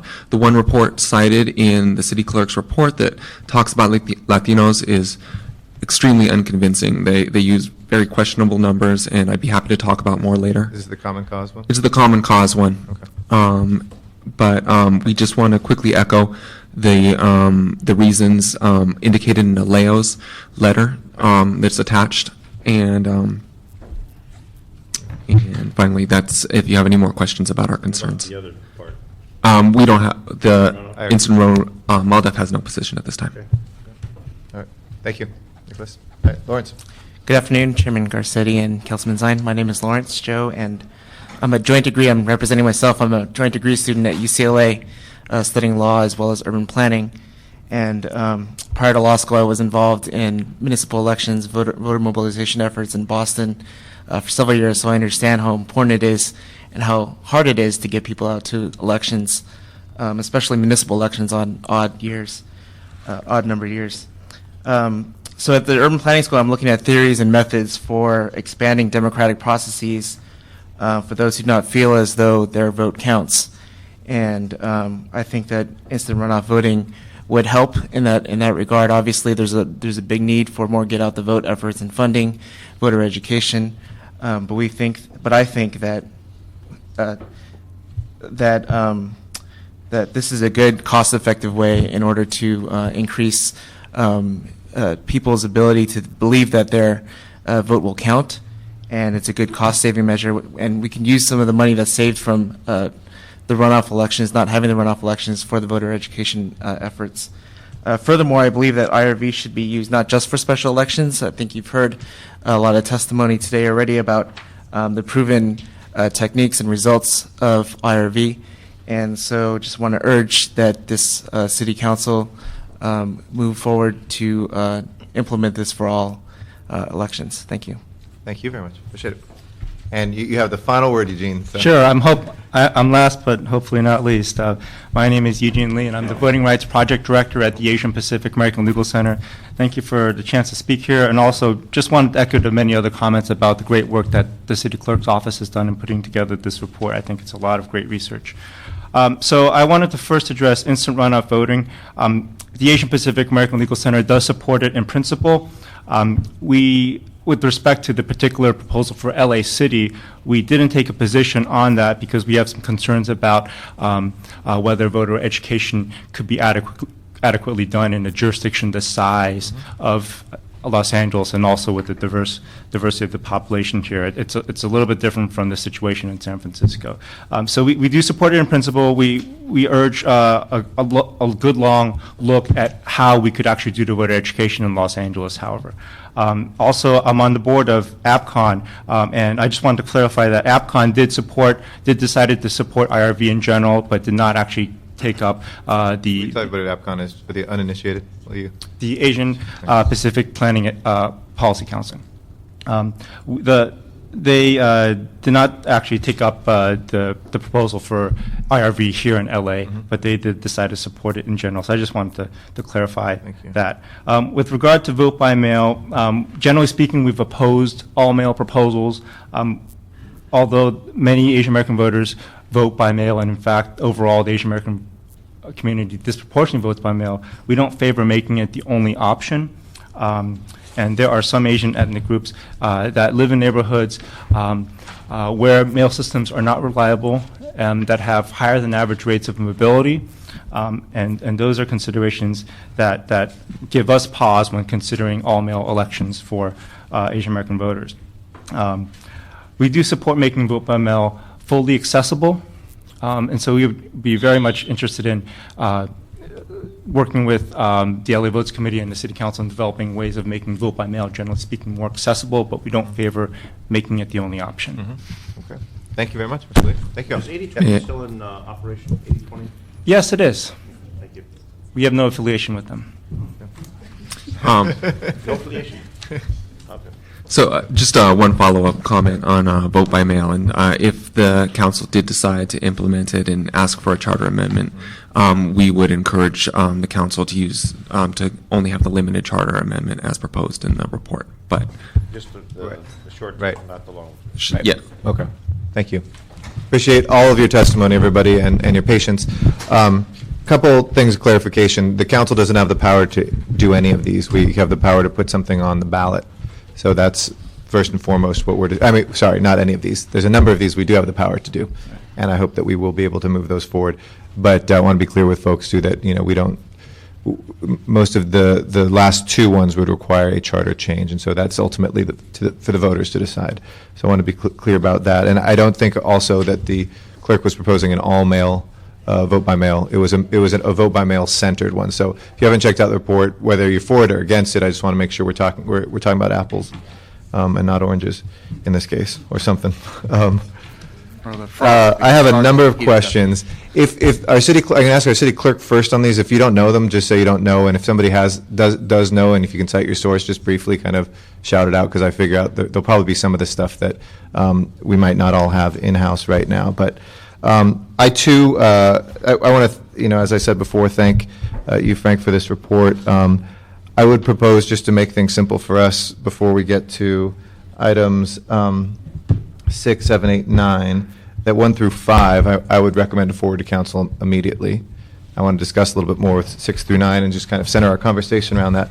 That's the same-day registration, taking a position for that, the sponsoring a voluntary program in lieu of jury duty to do poll work, and the school polling site program with student poll worker program expansion, and the voting system certification stuff. So I'll just put that out. You don't have to agree or disagree yet, Mr. Zine, but I think those are... I have no problem. Okay. I just wanted to verify what they were. Okay. Mr. Chair. Yeah. I did have a question over.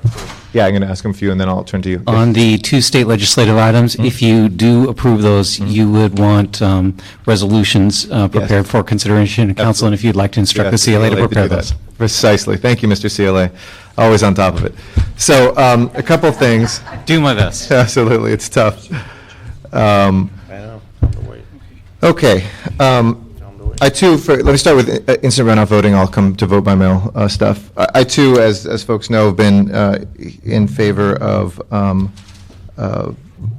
IRV in principle, and I think that's important. And principle is not a dodge on the other, but the rub has always been in the implementation. And so I think it's our responsibility, if we're going to put anything before the voters, whether it's on a pilot basis or a permanent basis, or possibly in a way, as Mr. Ulrich suggested, that could give people the option of doing either a pilot and or expand that, that we need to address a number of things because of this budget year, because of just questions that I have. So let me run through them. One would be on the county machines. What is your sense from the county about them buying new machines? That has been for a long time what would be a cheaper option if they already had those in place and we were able to use them. What do you think their timeline realistically is for getting machines that would have the capacity to be able to do instant runoff voting? Well, clearly they're not going to do much in '08 because they are busy. And they had their system, the current bundled IncoVote Plus system, extended through to finish the '08 election. So they actually are looking for us, when we go out to RFP, to include their requirements as well to see if we can, again, jointly buy the system. So what I'm looking at is if we go out in the spring here with an RFP, to have a vendor in place so that we could begin the development process. If we can partner with the county at that point, that's, you know, we're going to be meeting with them over the next couple of weeks to discuss the RFP, then we could possibly have a system in place where they could possibly use for '10 and then we could use for '11, you know, a new voting system. Okay. Is our kind of tentative time. And that's what they're looking at is for 2010, probably. I would think so. I don't. There's, you know, and what they would like to do. What they like to do is when they do something new is try it in the UDEL elections in November of the odd numbered year, right? And then use it in the following even numbered year. Okay. So that's what they like to do. They have some, you know, greater and different requirements than us, so we have to really sit down with them. But I haven't been able to talk to them because they've been busy certifying the election, but that ended today. So, do you have ballpark numbers for the cost of those machines for LA? Well, for city, in our report, we had gotten some ballpark quotes from vendors of around the area of $30 million to do the whole thing. I mean, this is for the city, brand new voting system, in precinct counters, HAVA compliant equipment with it, and so forth. Where's that money come from? We don't have it yet. That's just what the cost is. We would have, in our report, if we did it ourselves, we'd debt finance it through MICLA.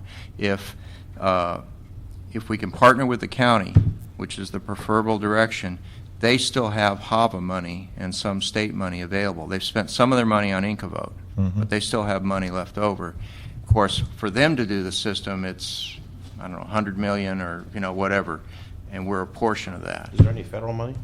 That's the HAVA money, yeah. is the federal money. That's what's left. Yeah. That and some state money, the Prop 41 voting modernization money. So, so to be clear, that's 30 million more. We wouldn't necessarily buy new machines otherwise, or will we be buying some sort of new machines anyway? I think we're headed in that direction.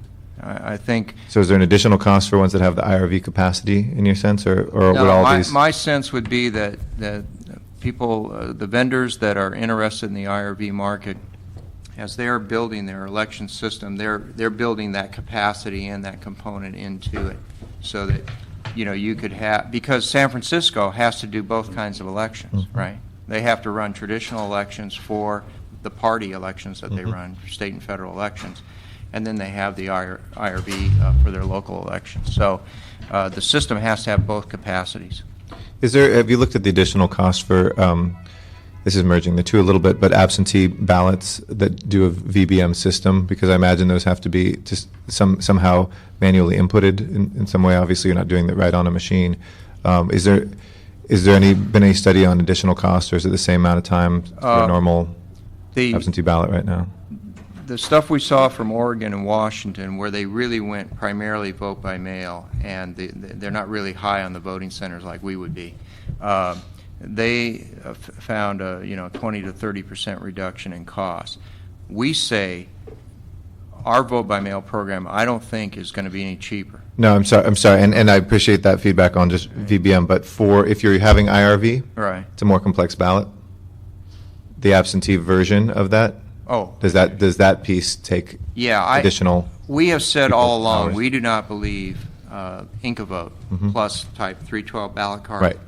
is a good ballot for IRV. What we would be looking at is a paper ballot Mhm.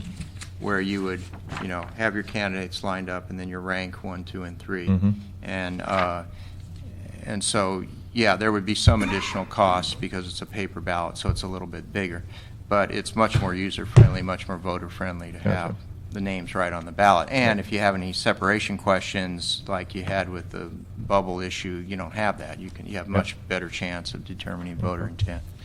How much money do you think, I don't know if you know, in studying San Francisco, as we've had you do, and you've told me before that a lot of money was spent in San Francisco on voter education. Do you have any idea of how much money per voter was spent?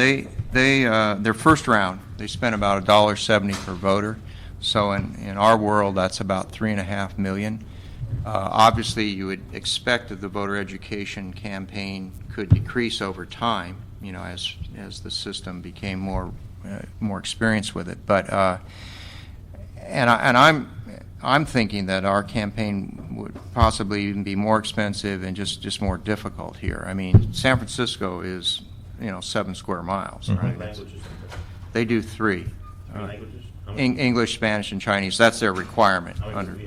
We have 7, English plus 6. Can you name them? A lot of them.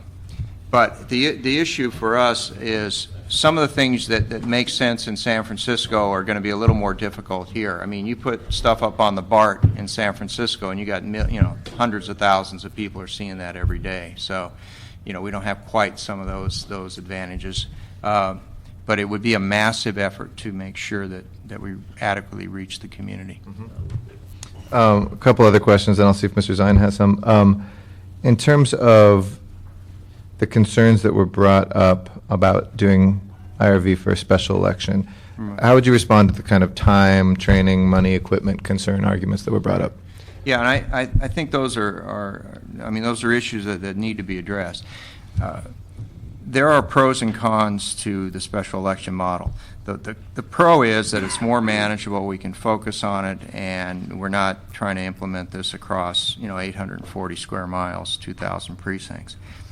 The downside is, number one, you don't know when the circumstance is going to arise that you're even going to use it. That's the primary downside. But relative to the speed with which you would could put this together, what we would intend to do, if the voters approve this, we would go out and work with vendors and pre-qualify them and have a vendor basically on retainer that we could bring in, in a moment's notice to run the election for us, while we're developing our own system, which we would be doing anyway. So I don't think the equipment per se would be that much of an issue.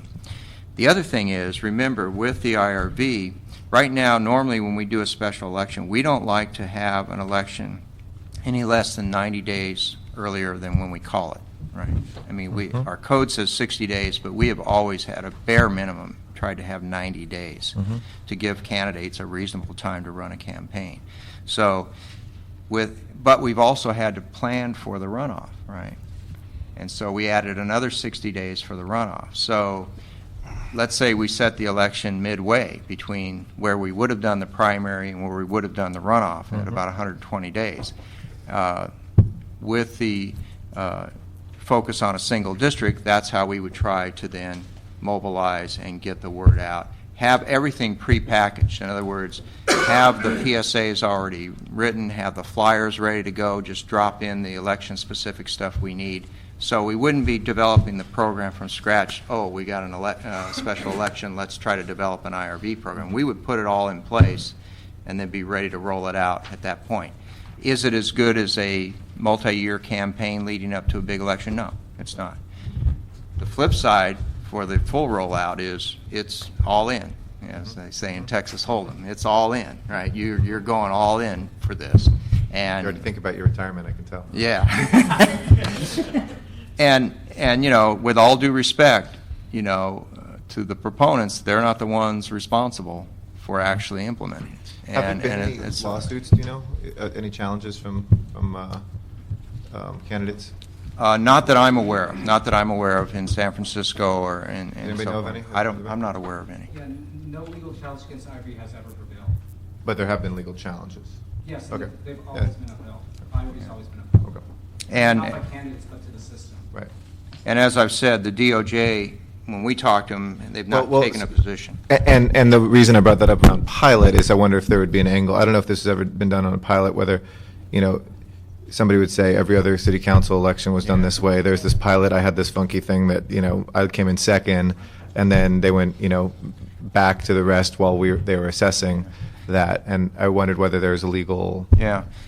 issue there. Harit and I have discussed that, and we don't see something on the face of it. I mean, remember, our charter already provides for actually making an appointment instead of having an election if we want for a vacancy. So I think as long as we set it out in the charter and it's voted on by the people, it's still an election. You still have to go get your votes. So we think it would withstand that kind of issue that you can have different kinds of elections. Yeah, Harith Tredi from the City Attorney's Office. There have been a few challenges in general to instant runoff voting. As was stated before, none of them have prevailed on the principle of it. There have been challenges on the implementation scheduling. I think in San Francisco in 2003 there were some challenges based on it being ready in time for a particular election. So those issues are obviously there. There have, as far as I know, been no challenges or no systems where there's a pilot program and a challenge based on that being the case for a particular election, but not for all the other elections, although that's not to say that there's anything wrong with that. Okay. As long as we have the city attorney here, did you see any issue with doing a single ballot measure that would give you the flexibility to do a pilot and have it citywide? Yeah, Any response to that question that was raised or that proposal? I think that does complicate things. I would have to explore it further. I, off the top of my head, don't see a prohibition on that, but there'd be a lot of questions as to what would be the trigger that would then, we're talking here about a pilot program. Exactly. What would be the trigger? Would it be a council ordinance? Would it be a sunset clause of sorts? Things like that. Also, this is a fairly major step to go from a pilot program to a full city-wide system run this way, and it would need to be clear to the voters when they vote on this ballot measure that they are voting for that condition if it's going to come about. That's a pretty complex. It's already a complex vote on the difficult ballot. to write. Well, that was you'll notice in the report, one of the things we say is it's very important that the conditions under which we would use it in a pilot program would have to be very clear. And obviously, if we added that it was moving you automatically towards full implementation, because what I was concerned about is a future city clerk being pressured by somebody who either thinks it's going to help them or thinks it's going to hurt them, and try to force them not to use it or to use it, as whatever the case may be. I think you're okay either way, Mr. Zine. So I wouldn't think Mr. Zine would do that. I have a couple other quick things, and Mr. Zine. One, could the clerk outline an implementation time frame for these changes? Any change in the election code requires an implementation period. So how long before an election would be conducted with IRV or the vote by mail process for these to go forward? Right. The earliest we can get before the voters would be November of '08. And by the way, the deadline for that is July 2nd. July 2nd. In other words, if you adopted our recommendation or you adopted a recommendation to go and put full IRV before the voters, you have to take that initial step by July 2nd. So we're in November. Once that is approved, we could then do the election code revisions. So 6 months after that would be the earliest we could do it. Right. Election code provisions would take 6 months to go into operation. After that November. So. Well, we could adopt. So it wouldn't hit the '09 elections? No, I mean, well, December, January. if you're going to do full bore, full. Could hit the runoff. You have to change. Well, you have to decide when you're going to hold the election date and all of that. All of that has to be. You could hit a special election, obviously, but it wouldn't hit the regular scheduled elections, or were we not to do a pilot anyway. Right. It wouldn't go till you'd be looking 2011 for for a 11. regularly scheduled one. Yeah. Okay. That's helpful too. Okay. And then, have any last thing? Lawsuits, pilot. And you don't know of any place that's done a pilot? We'd be the first to do IRV as a pilot as opposed to throughout the Yeah, I recall early on there were some discussions about some counties and cities considering that, but I'm not aware of anybody that's gone forward in this model. Okay. They've gone forward either doing it completely or not. And was there any data or feedback from groups about whether lower income individuals were more hurt by a VBM-centered, not VBM exclusively, but a VBM-centered model, or whether, I don't know if that's been done anywhere. Yeah, I didn't have that. I don't have that data.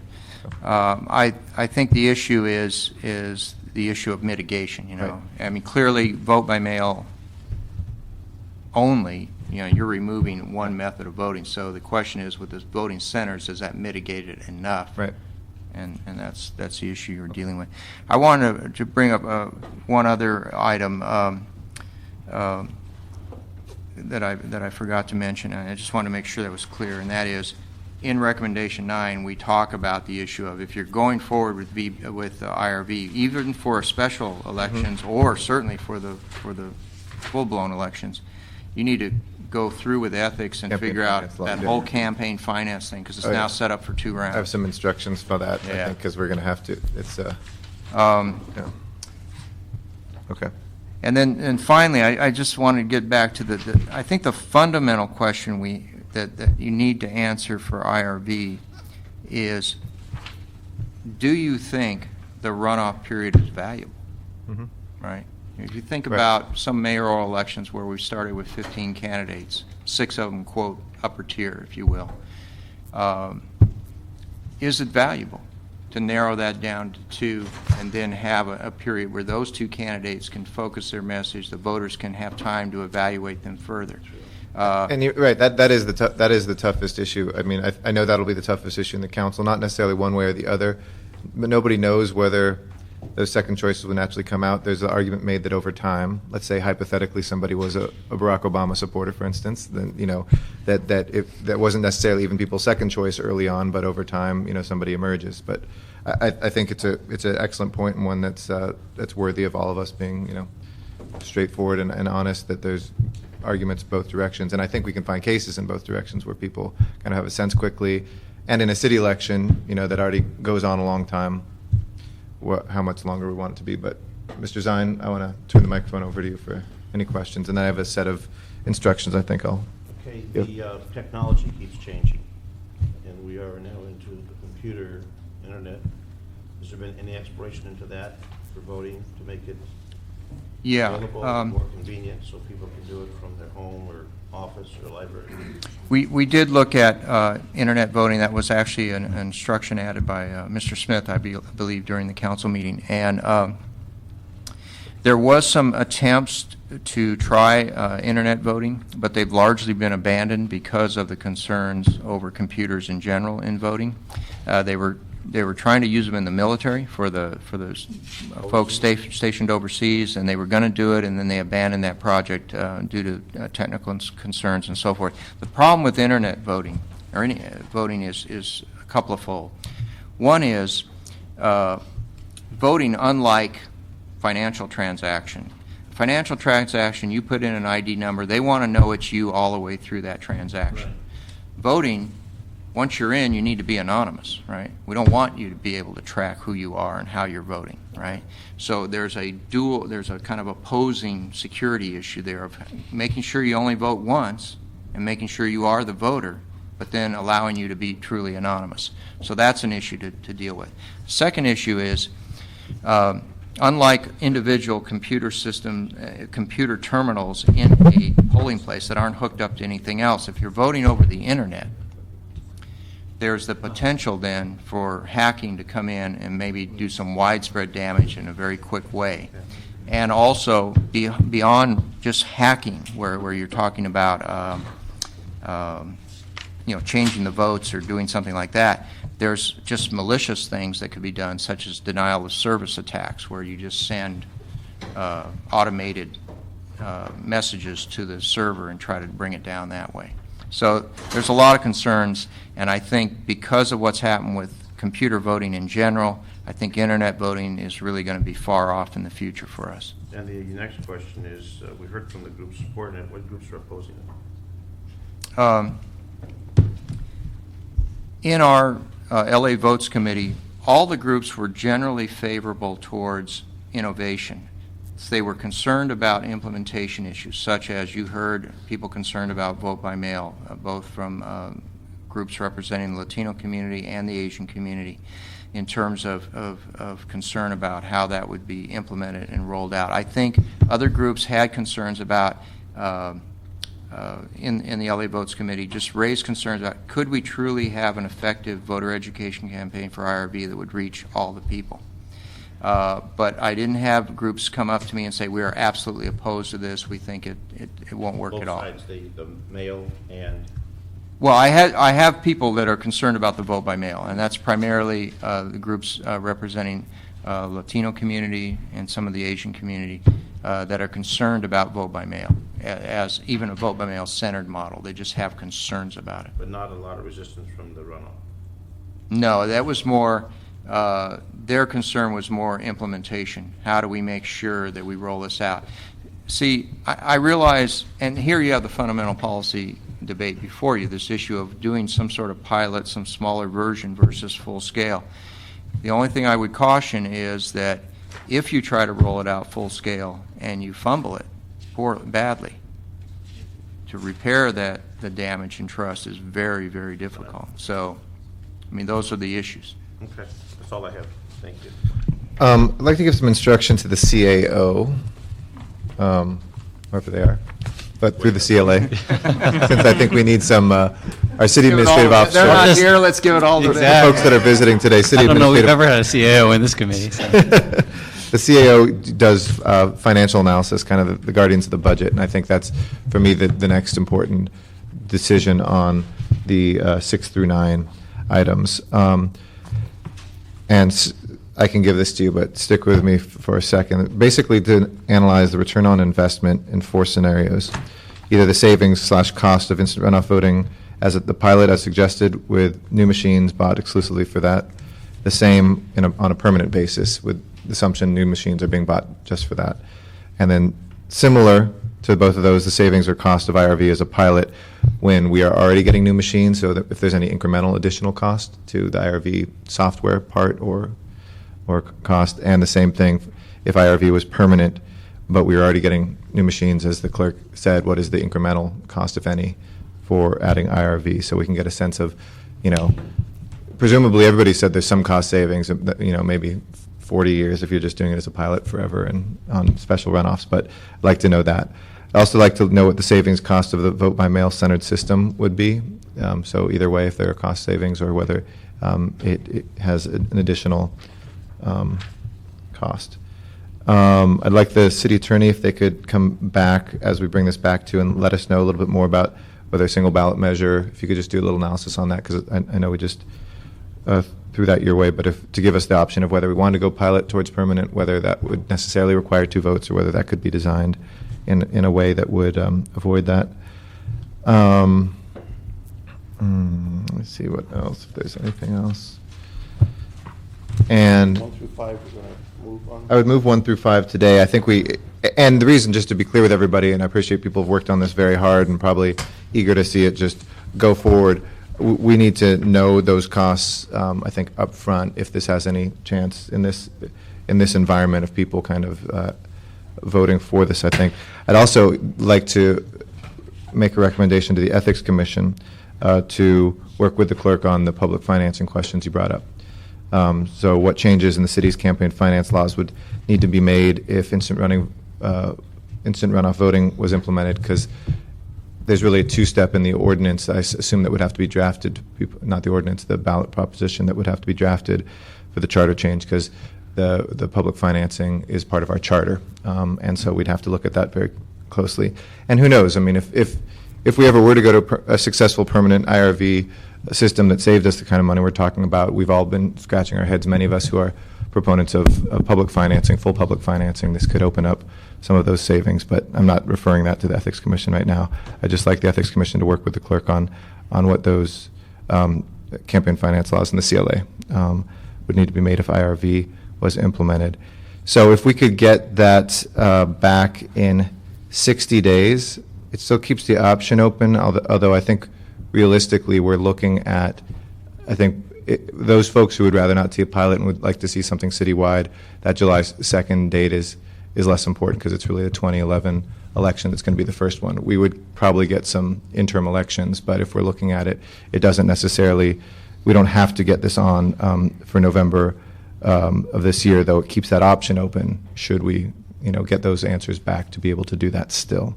And so 60 days should give us enough time to be able to do that.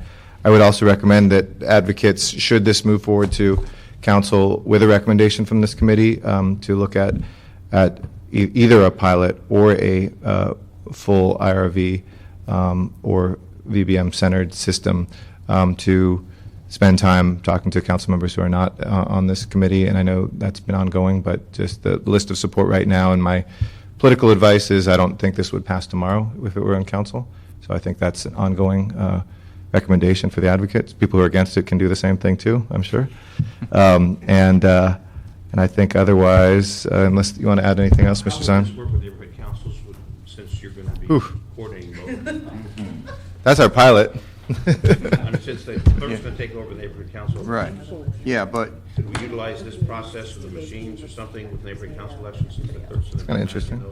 yeah, I mean, I think down the road at some point we might want to look at that. But right now, the neighborhood council elections are very simple, hand counting. Very just, and people win. We don't have runoffs already. We just win by plurality. Whoever has the most votes in a seat, whether it's a majority or not, they win. So we don't really have two-round elections in there right now. And the four things that I've focused on in terms of IRV, the four arguments for this, the core ones, there's cost savings. If we had the equipment, there's no question there's some cost savings. I mean, you looked at that. Participation up, the evidence you saw was incremental, not huge, but I think saw 5% or something. Like the gentleman said, it's hard to take other cities and apply them to L.A.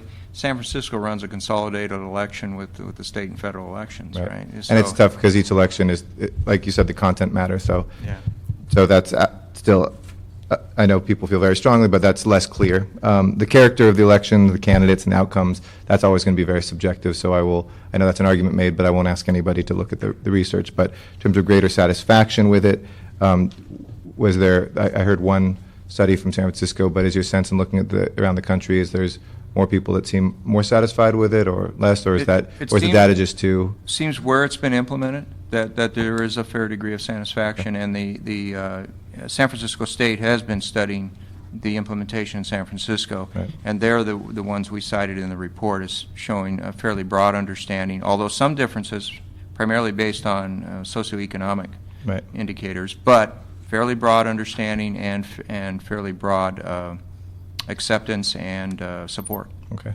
And the CAO, too, if we can add, when they're looking at the cost, of course, the education campaign, too, as an initial upfront cost. Okay. And we can probably base those on roughly on the San Francisco numbers per voter or something along those lines. Okay.